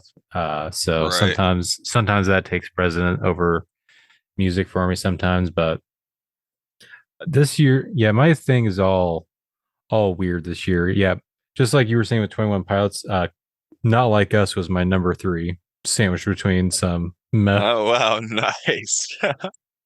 That's awesome. So was Kendrick one of your top artists? He was not my top artist. And I Oh, also think the some of our run throughs have also kind of filtered or changed everything. Because said my second favorite, so I said my number one was Knocked Loose. A little surprised, but kind of not surprised at the same time. wow. Number two So was Can. What's up? you must have jammed that new album a lot then, huh? I didn't realize I On listened to it Knock as much, Loose? but that entire album is on the playlist. Damn. Wow. Holy shit. So you were that was an album for you that you were just front to back nonstop. Oh yeah, like there are some Damn. songs where I'm not as into, but even the song I like the least is still on this playlist, Well, and that is "The Calm That Keeps You Awake." nice. But yeah, number two is Cannibal Corpse. Yeah, a Huh. zero Cannibal Corpse songs are on my playlist, so I think us doing the ranking had me, and they have so many albums, is what led Yeah. into it being on the thing. Interesting. And Number we didn't three, have a Cannibal Corpse release this year, did we? That was nope. last year, right? Yeah, that Okay, was yeah. last year. Yeah, that's what I thought. Huh. Yeah, Cannibal Corpse. Then I want to say it was Job for a Cowboy, Nile, and Acacia Strain. Oh wow. So you were all metal. Yeah, but it was mostly all like, except for number one, they were all albums, bands we did rankings of. So obviously that was gonna muddy the waters a little bit. Yeah. My top artist was Aborted, um, 21 Pilots, Stone Temple Pilots, Peeling Flesh, and Suicide Boys. So I was all over the place, basically. But a lot of the time when I'm doing spray foam, I'm working with Dalton, and so I could tell that's how this 20 Stone Temple Pilots got in there because me and him, like, we both really like grunge rock and 90s rock. So I'll just type in plush and let that song just play, and then whatever comes on, it's usually we're digging it. It's usually Soundgarden, Alice in Chains, all that good shit from the 90s grunge. So,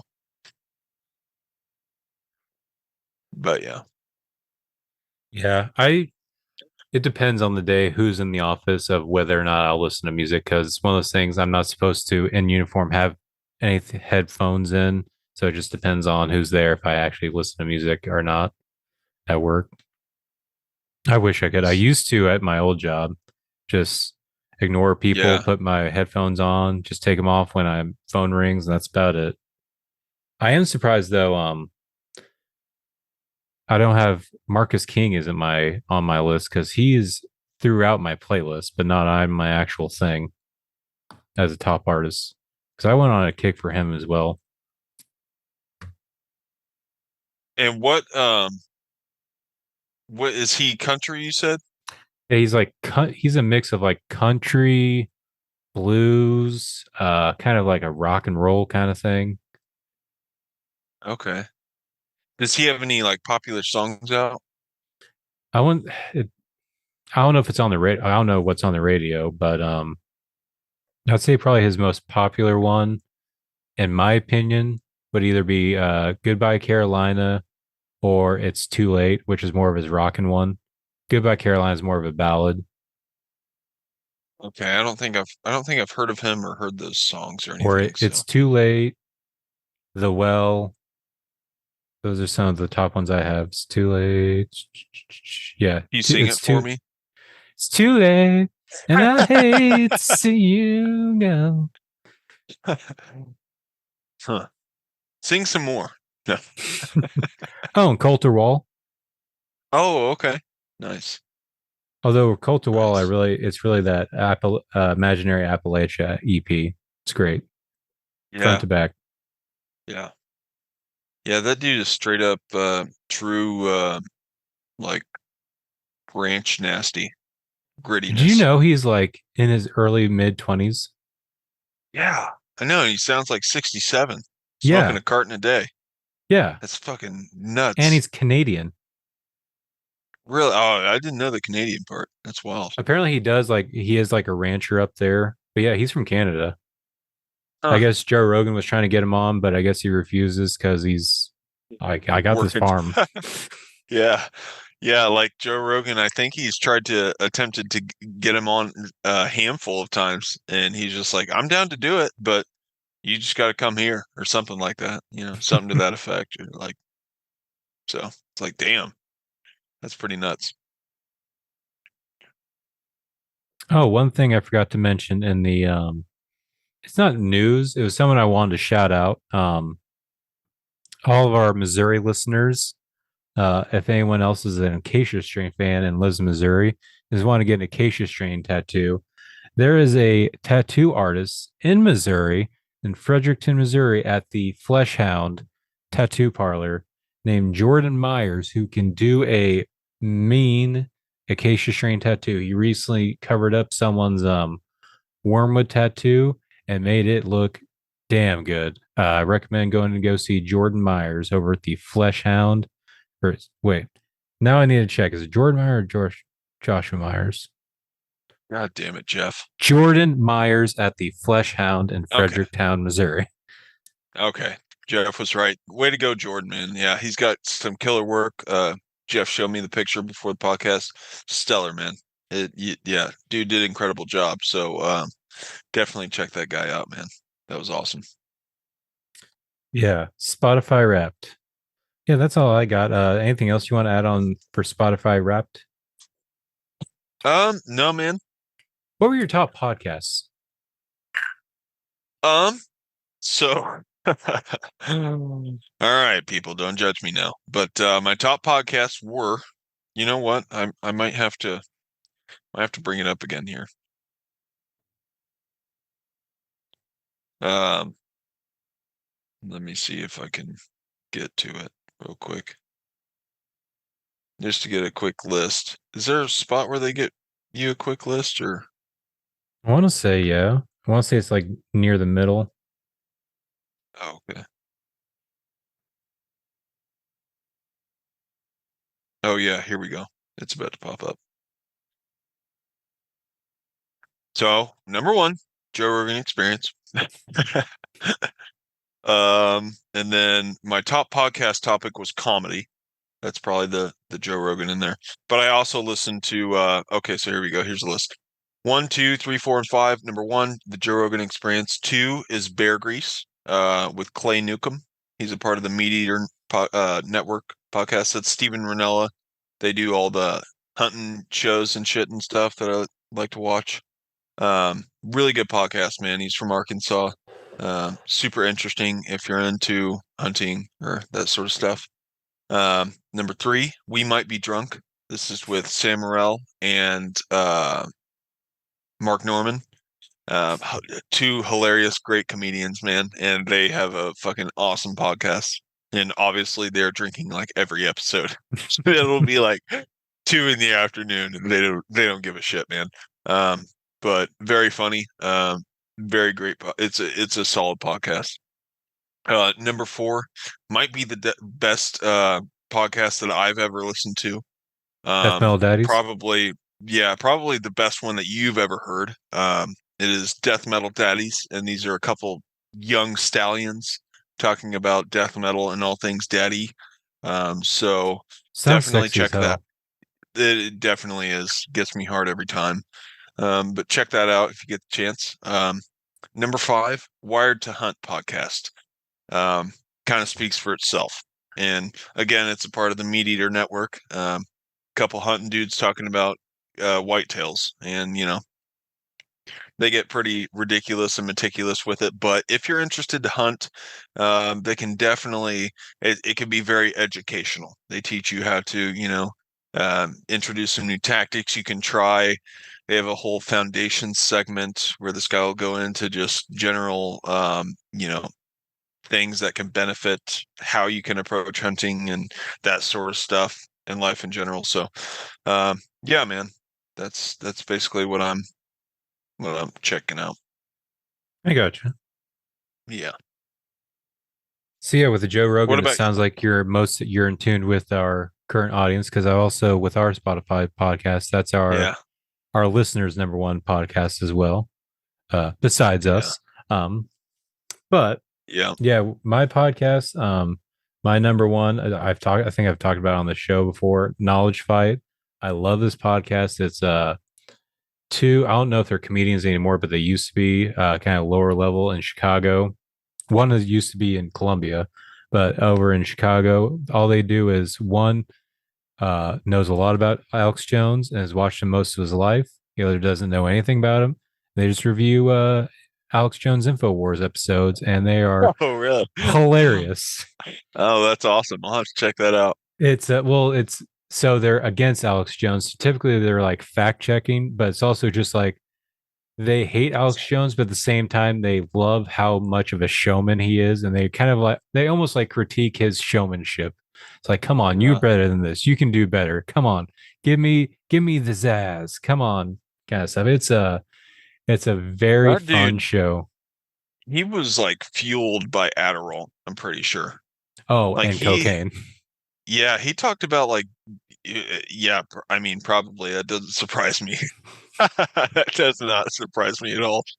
But he said he had such of a problem, man. He was like breaking teeth in his sleep, like grinding his teeth so bad. He's waking up with broken teeth. I was like, holy shit, man. That's that's crazy. That's one hell of a problem, dude. Damn. Yeah, But it's that, I always went to that guy for comedy more than anything. yeah, and that's what I love about the show. Especially sometimes they're kind of like today's episode was more boring because at this point, Infowars has been bought by the Onion. I don't know if you saw that Yeah. or not. So Yeah, I Alex did see Jones is that. kind of like existing right now. So the episodes are kind of boring, but sometimes they are gold. They're great, and I love them, especially when So it's like uh Alex Jones, is he still going? Or he's going until the sale goes through, and the Onion just shuts him down. okay. But from what I understand, the Onion is wanting to turn Infowars into one of their satirical sites. Okay. I mean, doesn't surprise me either. Um, Alex Jones, man, he's in a world of shit. Doesn't he owe like $1 billion for the whole Sandy Hook fucking Yeah, that's deal? why the sale had to happen for Infowars. They're trying to liquidate his assets. Wow. Damn, that's crazy. Yeah. And yeah. And I think the That's liquidation nuts. of Infowars was supposed to like clear the slate. I'm not sure. But Huh. also listening to Knowledge Fight, he's also funneling money. And it's surprising that the courts aren't catching it. But whatever. I'm not gonna get into that. Anyway. Huh. Um Interesting. my second podcast is Morbid, which is just Oh, two is that? girls. Yeah, I think that's on Lex's rotation. Is that Oh, like this true crime yeah, they podcast? just kind of talk about these like fucked up murders or whatever stuff that happened. Uh, I go into binges with this. I'll like not listen to him for a few months, but then pick him up and they're just like, oh, bam, bam, bam, bam. I'll listen to him over and over again. Just super interesting. I think most recent ones I was listening to were they were going over the what's their name? Ed and Lorraine Warren. The Oh, uh Monster. no, they were the people who did the Oh. not the Conjuring. Oh yeah, the was it the Conjuring? Yeah, the Conjuring. Oh, okay. Uh, yeah, those The people whole and ghost Annabelle. chasing people. Yeah. Yeah, they did a bunch of Okay. episodes on them. And then also the Amityville story, the actual murder of the Amityville, stuff like that. So that's a fun podcast. Number three, I have a political podcast. That's the David Pakman Show. I just find it interesting. a little bit more level headed, still very biased, but I feel like he's more level headed than the other ones. DNVR, Denver Broncos podcast, for obvious reasons. Um, and then up at number five, I have Up First for NPR, which I just is a quick 5 minute podcast, just giving you news for the most recent headlines for the day, which I used to listen Okay. to every morning, just a quick like what's going on in the world kind of thing. So Yeah. Nice. yeah. Speaking of Broncos, did you watch the game Monday? The amazing game. Um, let's see. Which um Monday Night Football, I don't think I caught because I don't think You I didn't catch a you lot of didn't Monday. watch the Browns versus Broncos game? No, I didn't. I did not see this one. Oh, you missed. Was it a I hell of a game uh or was it a blowout? it's a mix. I'll tell you this. I'll tell you one player's stats. Jameis Winston threw for 500 yards, 500 more yards, and six touchdowns. Holy shit. That is However, crazy. however, two of those touchdowns were interceptions for the other team. Oh, so pick sixes. Yes, he threw two pick sixes. Oh shit. Final score of the game Damn. was 41-32. I was gonna say the Lord was really blessing him and answered his prayers, but No, Broncos won 41-32 because wow. they were about to come back. Broncos settled on a field goal and we're only up by a point. And we couldn't stop the Browns. Jerry Judy had 230 receiving yards. Damn. That is And fucking crazy, man. yeah, Wow. then he threw a second pick six, and that kind of sealed the game. And then he threw a third interception that was almost returned, but the guy was Oh man, tired. see, that's what sucks, dude. It's like and that was my reference is like James Winston, he put so much of football onto the reliance of faith. And then it's like, okay, dude, pray all you want, but if you make this solely about the Lord and his choices of this football game, where do you think you're going to end up if you lose? You know what I mean? It's like, come on. Um, and Lex even commented, she's like, so what's he going to say if he loses?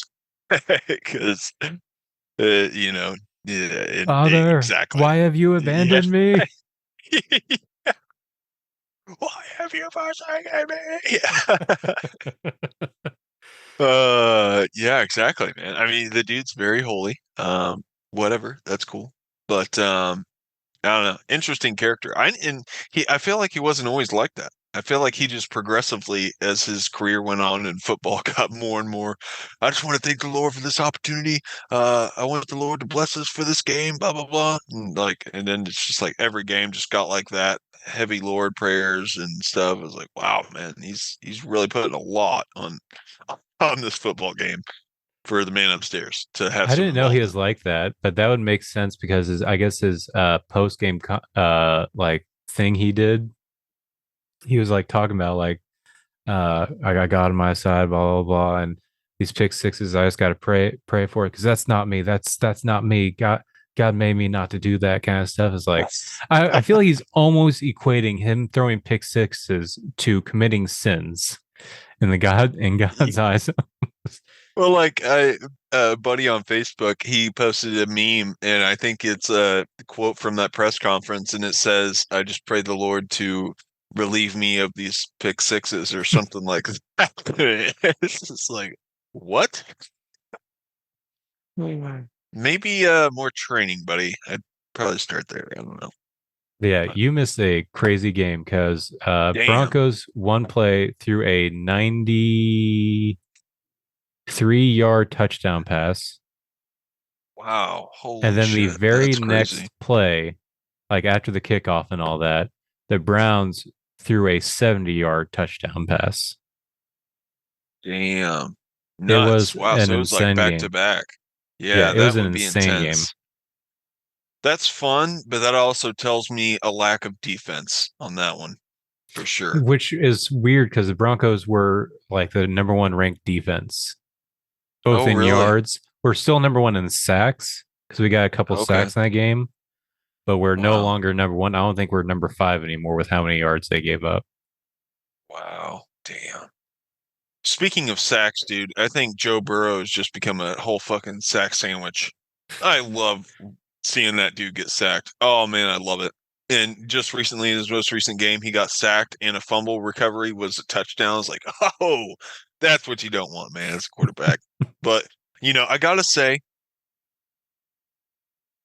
the dude, whatever. I ain't saying that the dude has skill and going into all that jazz. Whatever. I don't know. I hate Joe Burrow for his shitty attitude. I'll credit him for the skill that he has when he changes his attitude. But a lot of the sackage is due to that line. If that offensive line cannot prevent those dudes from getting through, man, yeah, I mean that's their job. Don't let those guys touch that fucking quarterback. And if you do, man, you got to make changes. And I feel like Joe Burrow has probably been the most sacked quarterback this season. I've seen so much sack footage on Joe Burrow. Oh, Although, with that being said, Mahomes has received a lot of sacks too. yeah. Um, did you see the Chiefs game? Who'd they play again? They played the Raiders, but I saw the video of how it The ended. end? Yes. Oh man, it's wild. That is a wild end. I did not expect to happen again. Again, they Weren't they they did in it field again. goal range? Raiders got the ball back. Um, Final drive is what it's looking like, and of course, letting him drive all the fucking way down in the field into the 20s. And I'm like, motherfuckers, come on, dude. And they get to where they don't have any timeouts left. The clock's ticking like 20 something seconds to go. And then O'Connell looks to the right like this, and the center just fucking hikes the ball. And O'Connell doesn't see the hike at all. And so it just bounces off of his chest, and Chiefs recover. And 11 seconds to go, and it's a Chiefs ball. And yeah, they ruled it as a fumble. And so Chiefs won 19-17 or something like that. It was super close. But yeah, couldn't believe it. I was like, oh my gosh. Like, I gotta say, they are one of the worst looking winning teams of this season. The best record. Yeah, I don't. And they don't How have you stellar guys get away performances with on it display, every but week? I don't get it. Because even the Raiders head coach before the game, like during lead up to the game, I want to say the Raiders head coach even said, "Listen, guys, like to the press, like, listen, guys, it's the NFL's best team versus the NFL's worst team. What do you want us to do?" Kind of thing. It's like yeah. he's pretty much saying, "Yeah, I have the worst team. We'll see what happens."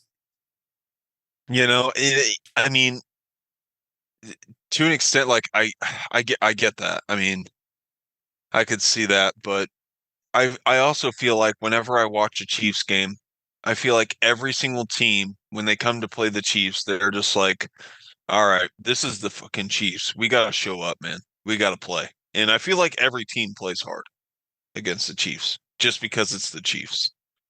I feel like they try to hit Mahomes harder, or they try to get him, but and sometimes they do. Like I said, he's been sacked this season more than I've ever seen him get sacked. Um, so, but I don't know, man. I don't know. They're still coming out on top. It's going to be interesting. I'm going to We also call. I'm going to say that the Final Four. Um, well, with that being said, the most recent game that I've watched, I caught Sunday night's football, Buffalo Bills against the 49ers. Did you see that one? I only saw the beginning of it. I heard it was Uh, a bad I game I for thought it the was going to be a 49ers. I thought it was going to be a great game, but then again, you got a California team with perfect weather coming up to nasty ass Buffalo. And of course, it's Buffalo climate, man. Snow came out of the woodwork. Literally, there was a foot of snow in the stands before the game even started. And the fans were literally told you're your own shovel. Like and I thought that was crazy. Like, dude, if I'm paying hundreds of dollars for a game seat ticket, it better fucking be clear of snow. but maybe that's me. I guess not, so I guess that's not something they cover. So there was people literally scooping out their shit, but it was kind of cool because whenever the Bills would score a touchdown, you'd just see all these snowballs go flying through the air. So that was pretty sweet. And it honestly, dude, the Bills put on a fucking clinic in the snow, like running like nothing. It didn't Hmm. phase them. One-handed catches like they're playing in the greatest weather you could imagine. No slips, literally footage of 49ers slipping, fucking falling all the time, missed catches. It was terrible. It turned out to be a blowout. So I didn't even watch till the end, but yeah. I did see a Bills, they're video. I they're a guess a scary fan team, tried to. man. Yeah, I saw a that's one of the teams I hope if Broncos get in the playoffs, they don't play the Bills. I hope because I almost feel like this might be the year for the Bills. They keep getting close. Could be, But yeah. I did see a video of I guess at one point when the 49ers kicked the field goal, some of the fans were throwing snowballs to try to block the field goal. Oh, really? I didn't see that. Shit, they didn't even need to do that, man. That dude was kicking like shit too. Like he was coming up short, off to the side. Um, yeah, it was not a good day for the 49ers. And they had Brock Purdy back, so it's like, ugh. What happened? Brock Purdy even goes to throw, and it was not even tipped or anything, but out the top of his throw, he just fumbles. And it was just I think they ruled it as an incomplete forward pass, but it was a horrible display for the 49ers, man, all around. It's like, wow, that sucks.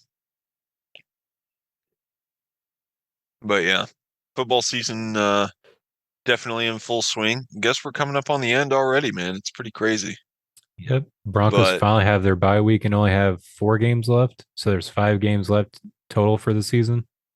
wow, yeah, that's nuts, man. I'm gonna call it. I'm gonna say that the final four, two on AFC and two on the NFC. I think it's going to come down to Chiefs and Bills and Eagles and Lions again. Yeah. I don't know. It's all also dependent on if will Ravens still choke? Will Ravens break the cycle of choking? Because now they have running game. Yeah, that is true. Yeah, their running game is absolutely insane, but that's one team that, you know, we absolutely shut down. We shut down the run completely. Derrick Henry wise, and he's their biggest weapon. He may have scored one touchdown against the Chiefs, but I think that was it. With that being said, his running yards are stellar, absolutely insane. And Saquon Barkley, he's on the Eagles, and I think he's on track to set the NFL rushing record. Dude, Yeah, dude has some crazy runs on footage, man. It's awesome to watch him. that was the dumbest move the Giants could have ever done. Oh, absolutely. He was their biggest weapon for sure. And now they are releasing Daniel Jones. And then Aaron Rodgers, I think, is up to for a trade. Yeah. What is he going to do differently there? He's going to go there, bring all his Packer friends, and still suck. Yeah. Yeah. Yeah. I know, right? You're in the same area too. It's like I don't know, man. I'm interested to see what Aaron Rodgers' next move is going to be, but after what I've seen this season, it's just like it definitely is starting to look like he's kind of trying too hard. I don't know. I don't Well, know. also, I I feel yeah. at a point, when is he going to? Because it feels like he's blaming everyone but himself. So he goes on to this team saying, "I'm going to be the one who fixes it," and he's going to leave it worse than when he got there because all the Yeah, coaches are all right. fired. He's going to leave, and the whole thing was built around him. So like, okay, what's going to be different in the other New York? What's going to be different Yeah. with the Giants? What's the allure with the Giants? I feel like he just wants to be in a big city for more attention. Yeah. You could be right, man. I don't know. I don't know. It's definitely losing my interest though at this point. I'm just like I really expected more, but I don't know. Yep. Who do you think is going to win Offensive Rookie of the Year? Hmm. I don't know. I guess who do we have up for who's contending for that? I guess The top uh two contenders oh, are, I'm thinking it's the Commanders QB. That yeah, dude is looking like a Jalen stud. Daniels. Yeah, Jalen Daniels is in the lead right now. Bo Nix is behind him slightly. And then way back in the distance is Caleb Williams, but he's not going to win, I don't think. So it's pretty much between Bo Nix and Jalen Daniels, but I think Jalen Daniels is slightly ahead in the betting market. What's that team's score right now? Because they're looking pretty good, man. He's The got some Commanders, insane passes. Yeah. I want to say Are they it's NFC or AFC? they're NFC because they're the same division as the Eagles. Okay. They Man, that would are. be really cool to see them go through further than the Eagles or the Lions in the playoffs, honestly, just to get a new team. And I'd be interested to see the Vikings. yeah, true. Sam Darnold has made them look like a totally different team. Actually, Commanders are they're 8-5, so they're the same as the Broncos. Hmm. Yeah, Vikings have looked really good this year. I just haven't watched a lot of Broncos, but Vikings, Commanders, I'd be interested to see go pretty far. Yeah, I don't know, man. Definitely a cool year seeing those teams kind of shine. Yeah. Um, Lions, I feel like shine, but when it comes down to when it counts, they just fall short. Unfortunately, I feel like I really like their coach. I'm Yeah, really Dan drawn to that Campbell. guy. Yeah, he seems like a really cool guy. But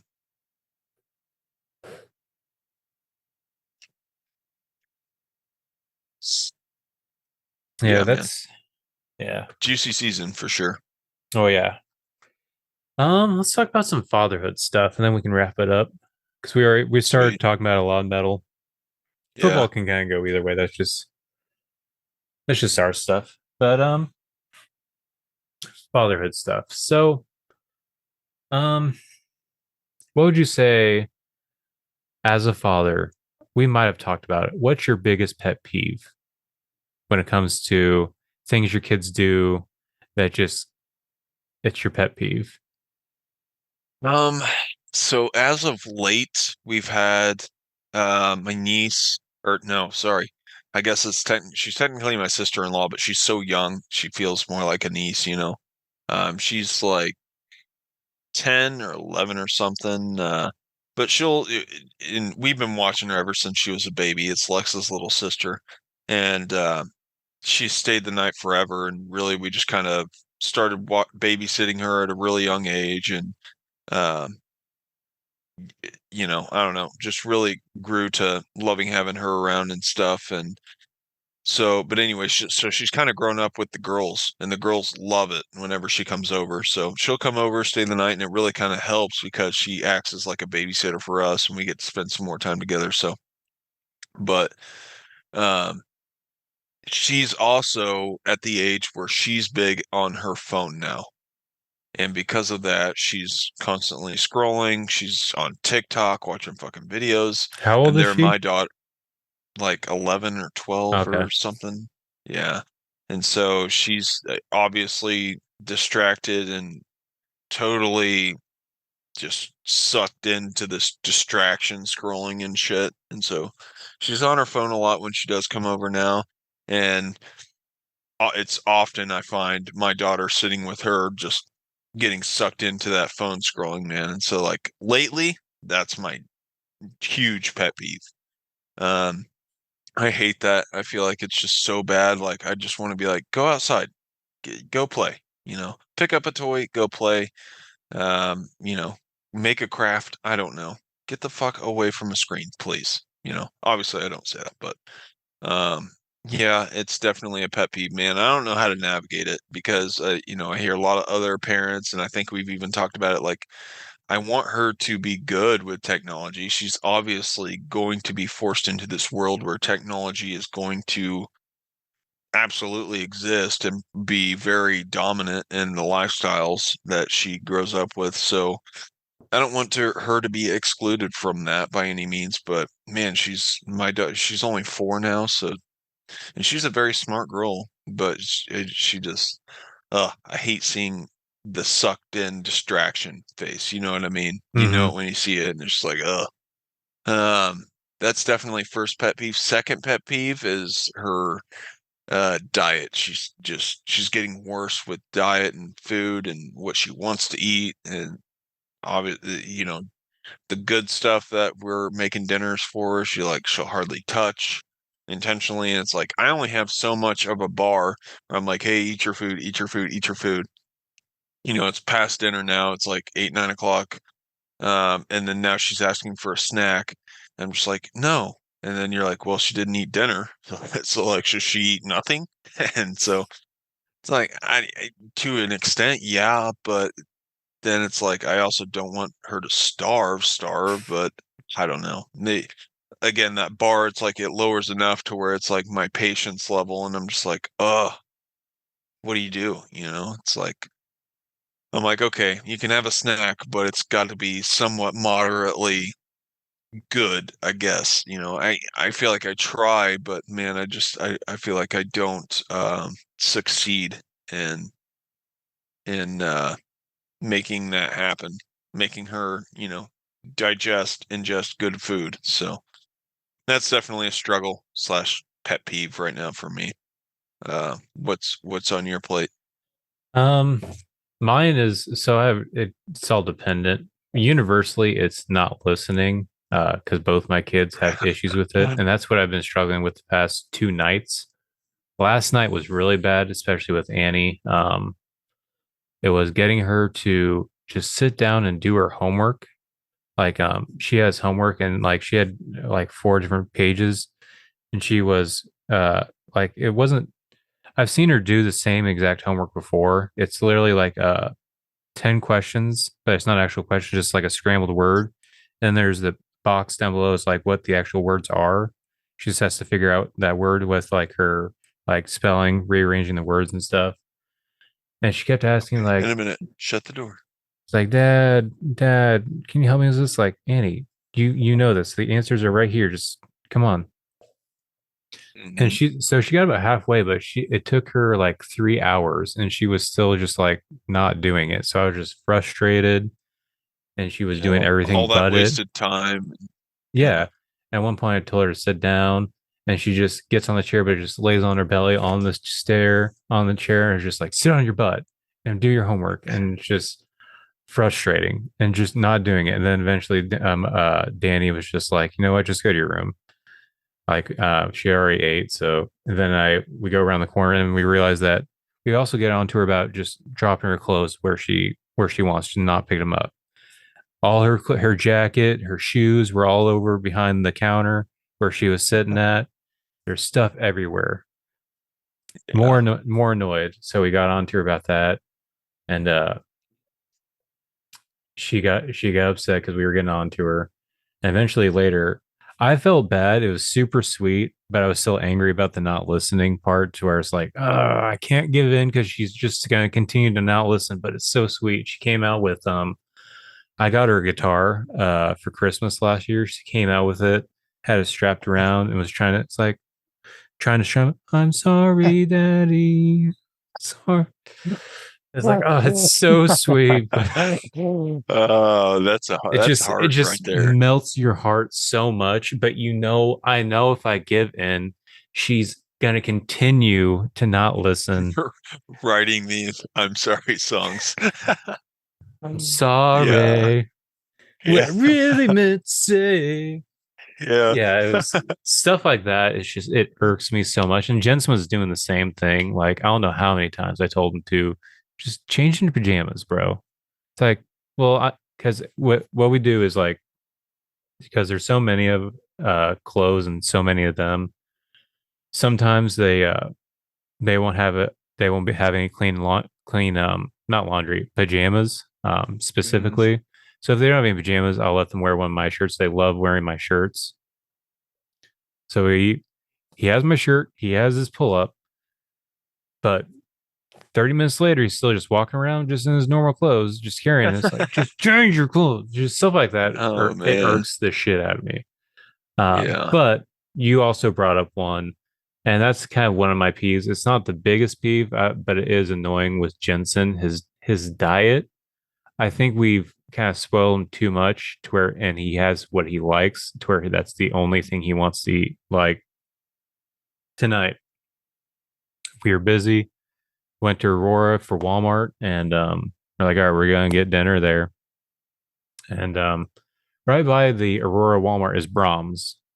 And I don't know if you know what Brahms Uh, is, but the logo Ice is a cream. giant ice cream cone, and he screams that he wants ice cream. He wants ice cream for dinner.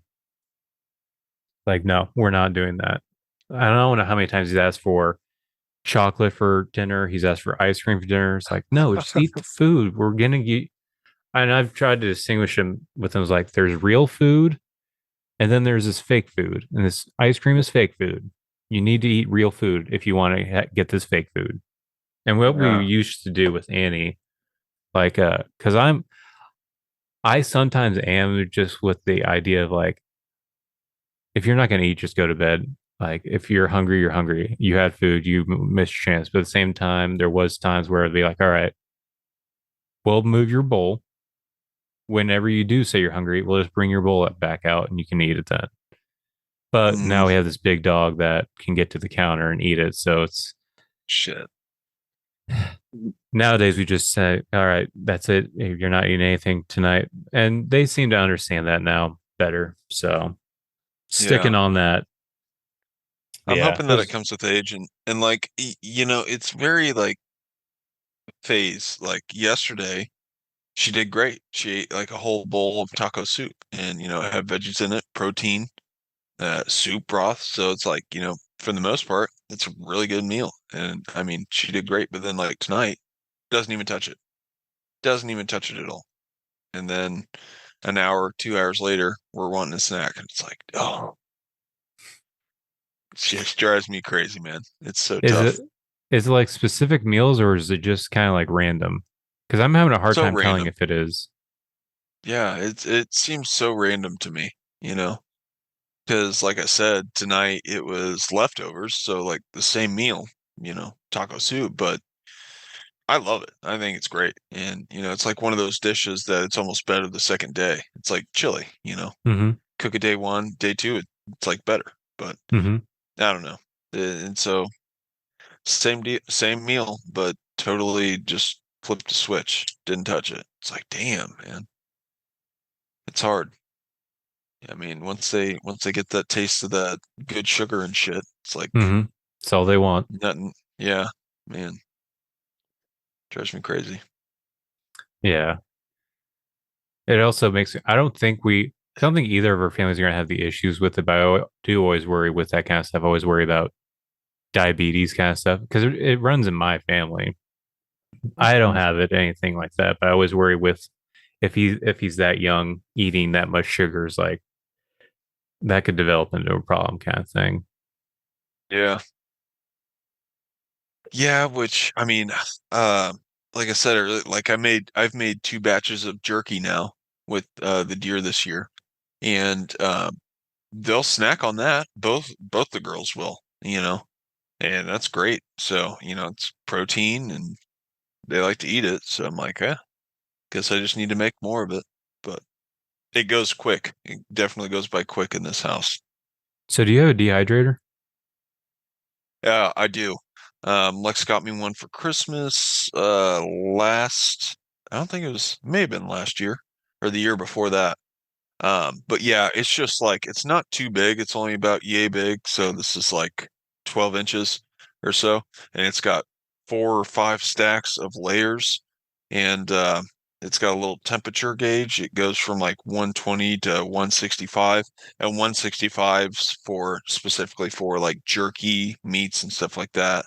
Um, and it's got all the settings in there. You can do dehydrated like apple chips, banana chips, fruit chips of any kind. You can mess around with the dehydrator. They're awesome, dude. I love it. But yeah, that was an absolutely great gift that she got me that I'm definitely thankful for to this day. So That's what I do my jerky with, and I'll usually do I started making ground jerky because when I first got into hunting, I attempted to make what is called muscle cuts, like traditional muscle cuts, but like literally I was just taking hunks of meat and chopping like small chunks, trying to just make small chunks. And now I have enough knowledge to actually take a hunk of meat, like for instance, the jerky meat that I have made is from a hind roast, one of the sections. It's like a whole meat section. And so basically, I'll take that section and I'll go against, like, let's say the grain, this is the ball and the grain of the muscles this way. So I'll take that cut, that hunk of meat, and I cut this way and make my thin slices that way. So it's actually, that's what you want your traditional muscle cut jerky to be. And so whenever you go to bite it, it just kind of flakes apart and Okay. it's really chewable. If you make your jerky and you got like, let's say that hunk of meat and you slice this way with those long muscle cut, it's gonna chew like crazy, man. It's gonna be Hmm. really hard to chew and shit.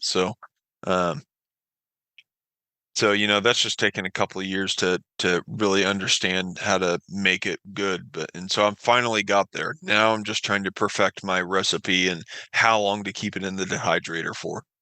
Um, I usually typically have been doing 6 to 7 hours, sometimes a little more in the dehydrator, but I don't know if it's this dehydrator, but it also just feel like it makes it I just end up with a really crispy piece. And so I'm trying to get that really good medium where it's not too crispy on the outside, but done enough on the inside where I break that apart and I get those white fibers.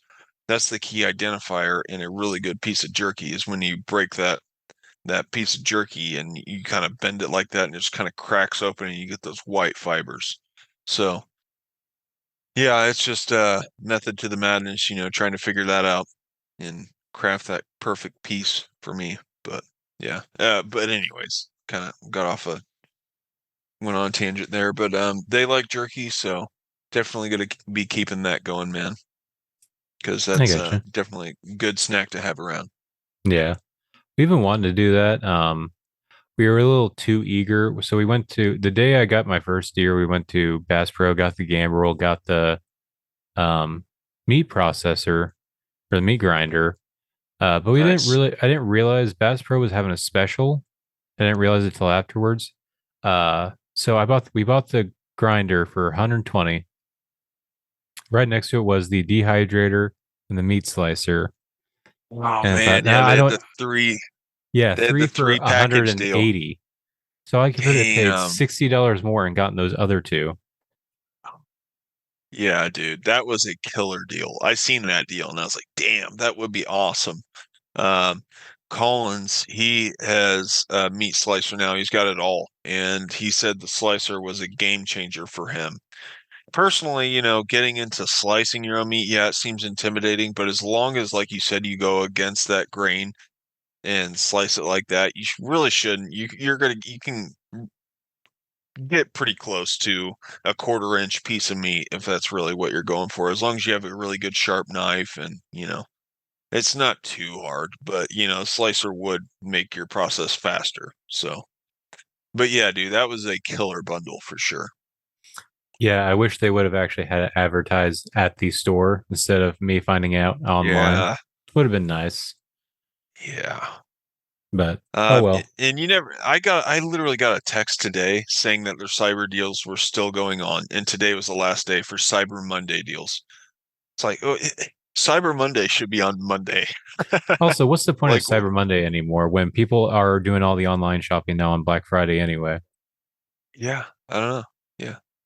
Like and Black Friday starts like November 1st. Like it's not even Friday. It's online shopping has turned it into a month-long thing of just, hey, spend your money.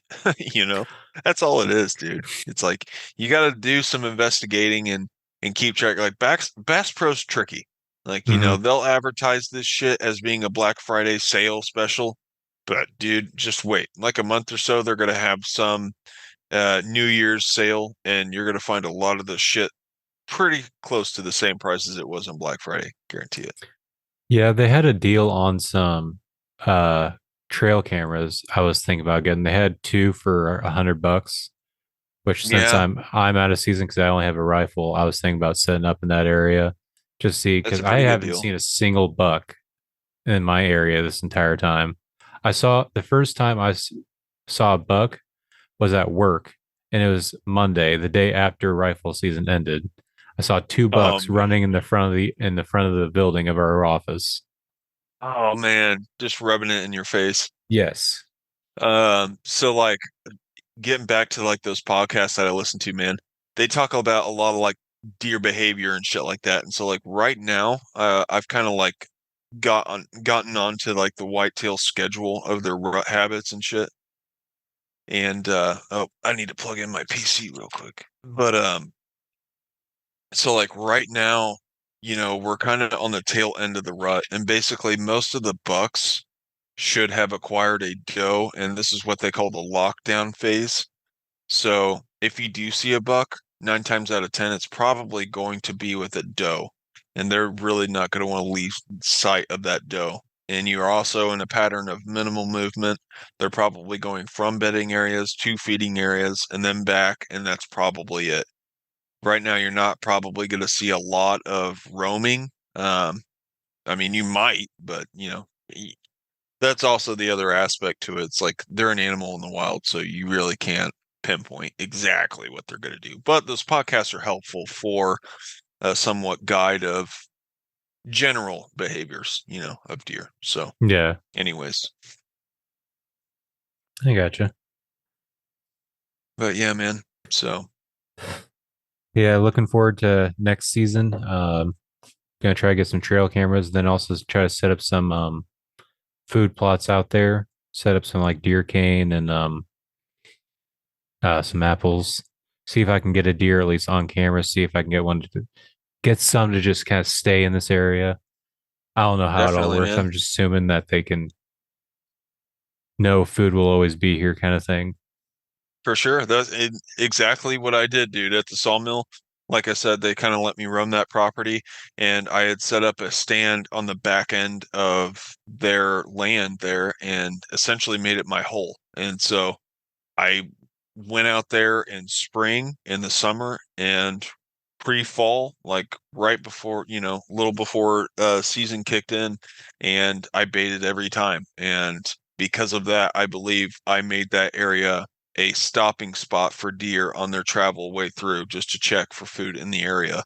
And for those reasons, I was able to take deer out of it. So, you can definitely do it, man, with baiting and not have to bait during the hunting season, which is illegal, but it's like it definitely works, dude. So that or like food plots are, really interesting topic to get into to make a food plot and just have that year round. Great for deer habitat. So yeah, dude. Do you think that you're going to be inspired to obtain a bow or a crossbow or anything? Maybe get into bow Yes, seasons? I've already been looking at bows. I'm looking at there's a cheaper like blackout one. Um, I just want something that I can also preferably do anywhere from 0 to 70 pounds, just so I can also have Annie practice on it if she wants to. Maybe That'd set be her up cool. with like somewhere between 5 and 15 pounds of drawback, just so because she really wants to shoot a bow at a Yeah, deer. So that would be cool. it's something I need For her to that, build like up muscle. you might, I don't know that I would get one bow for that, just because of the size. They do make youth bows that are, more fit to what her size is going to be, and that are already set with easier drawbacks. Because like with your bow, it's going to be bigger, and also your drawback, like this Yeah, is your farther. biggest that's your biggest part of measurement is it's typically 32 inches from here to here. And how you measure that is really you take a tape measure, lay your hand flat on the wall, and measure from the tip of your finger to the center of your chest. And that's your draw length. And so you're holding your bow out here, and that's typically, where your string's going to come out to. So that's what they call the draw length on a bow. But um, Dude, it's fun as hell just to even go out to the yard and shoot at a target and just let arrows fly and really dial it in and get good at it, man. I find it to be really fun pastime. And even Collins, he hasn't even got a bow yet. He's doing a crossbow, but I know he's interested in going recurve. So I think he's going to try some trad hunting next year, which is I think really cool and interesting. I don't know if you've ever watched the show Alone No. on the History Channel. Dude, it's a badass show. It's basically they take 10 individuals and they'll pick a isolated island up in Canada or BC, it's like out in the middle of nowhere and bear country typically. Like almost every season they're in the woods with bears. And they literally stick these people out there with their own camera gear and they're just isolated and it's last man standing. Whoever can last out there the longest it wins, the first spot, which is typically, a sort of amount of money. So but I find that show super. I'll binge watch a whole season. We just watched like season 10 uh this whole last week, but it's a really good show, dude. I recommend checking it out. All right. Yeah, I don't have anything else. Do you have anything else you want to add for this week? Talked I don't about think so, metal, dude. talked about fatherhood stuff, a lot of football, some hunting. So I think we've hit all our bases. Yeah, I think so, man. We're past Turkey Day. Up next is little Ham Saint day. Nick's. Huh? Ham day. Cam Up Day? next is ham day for Oh, the Ham Day. that glazed. Christmas Mm, ham? mm. Yeah. Yeah, that'll be good. I'm actually going to be making my own turkey for I got Sammy and Casey coming over, my siblings, so we're gonna do a family get together over here for that. So Oh, I for get Thanksgiving. I yeah, I or no for Christmas. Oh, you do So turkey I for always Christmas? yeah, I always Lex thinks I'm crazy, but I always buy a turkey from the store just because I like to play with the turkey every year. See what kind of recipes I can concoct and make and how I can make it better. And I don't know. I want to make the perfect turkey. I want it to be juicy, not dry, and just crazy edible. I love turkey too. It's really good meat. So yeah. I got you. My ultimate goal is to combine that with hunting. Like my ultimate goal is to shoot a turkey in the fall to cook for Thanksgiving, but I have yet to do that. I So would love to do turkey hunt. I just don't know where they're at. yeah, I'm not good at that. I know I haven't turkey hunted. I've seen turkeys hunting, so that's a good sign. Typically, they say where turkeys go, deer are more likely to go too. So you'll often find the animals in the similar habitat, but they have insane eyesight, That's what I whereas hear. deer rely more on their nose and their ears. They also rely on sight, but more so their nose more than anything. Smell, scent. So turkeys though have impeccable eyesight, you know. You could smell like crazy if you want turkey hunting, but man, they can spot you from pretty far away. So Yeah, I hear that that's why turkey hunting so hard is that I also heard they see flat, so that's how they can kind of like I don't think they have as much depth perception, but they can see the movements easier. huh, Although I heard that interesting. when I was like a teenager, so I don't know how true that was. But um Yeah, I don't know either, man. I haven't really delved into the world of turkey hunting, but it definitely interests me.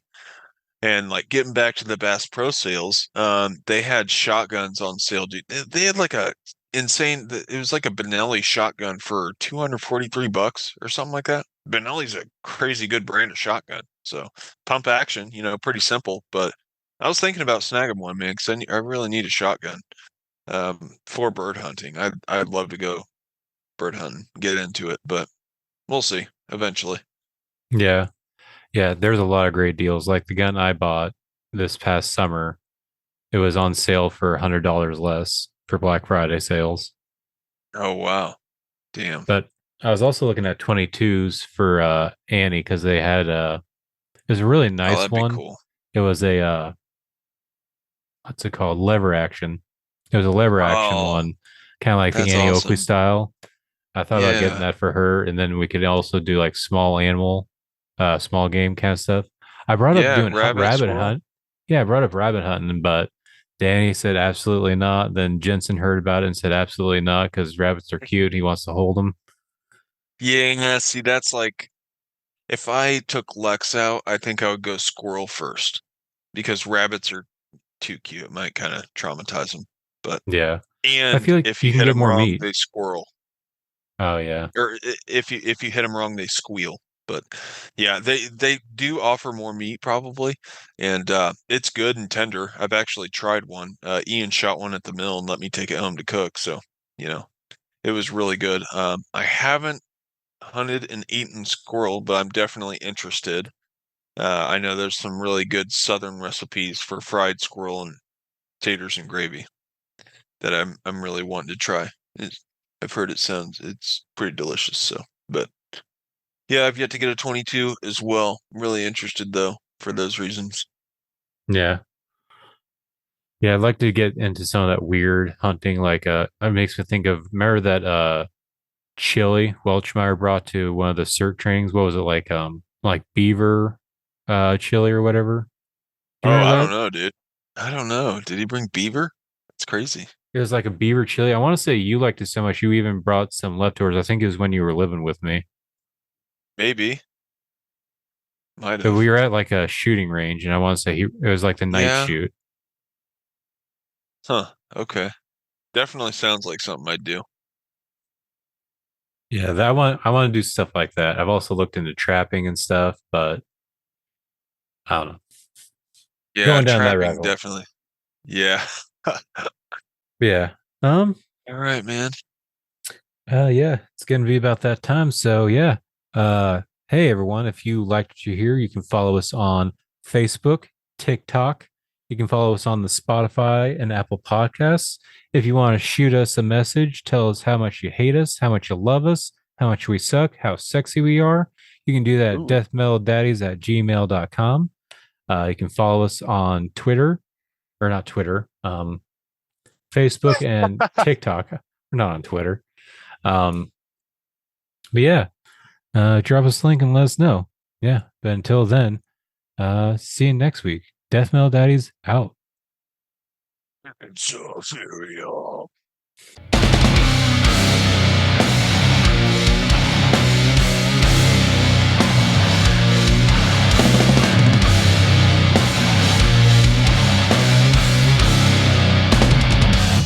It draws me in. It makes me want to watch. But then I hear the sounds and I'm like, what the fuck are you guys doing? What's going on here?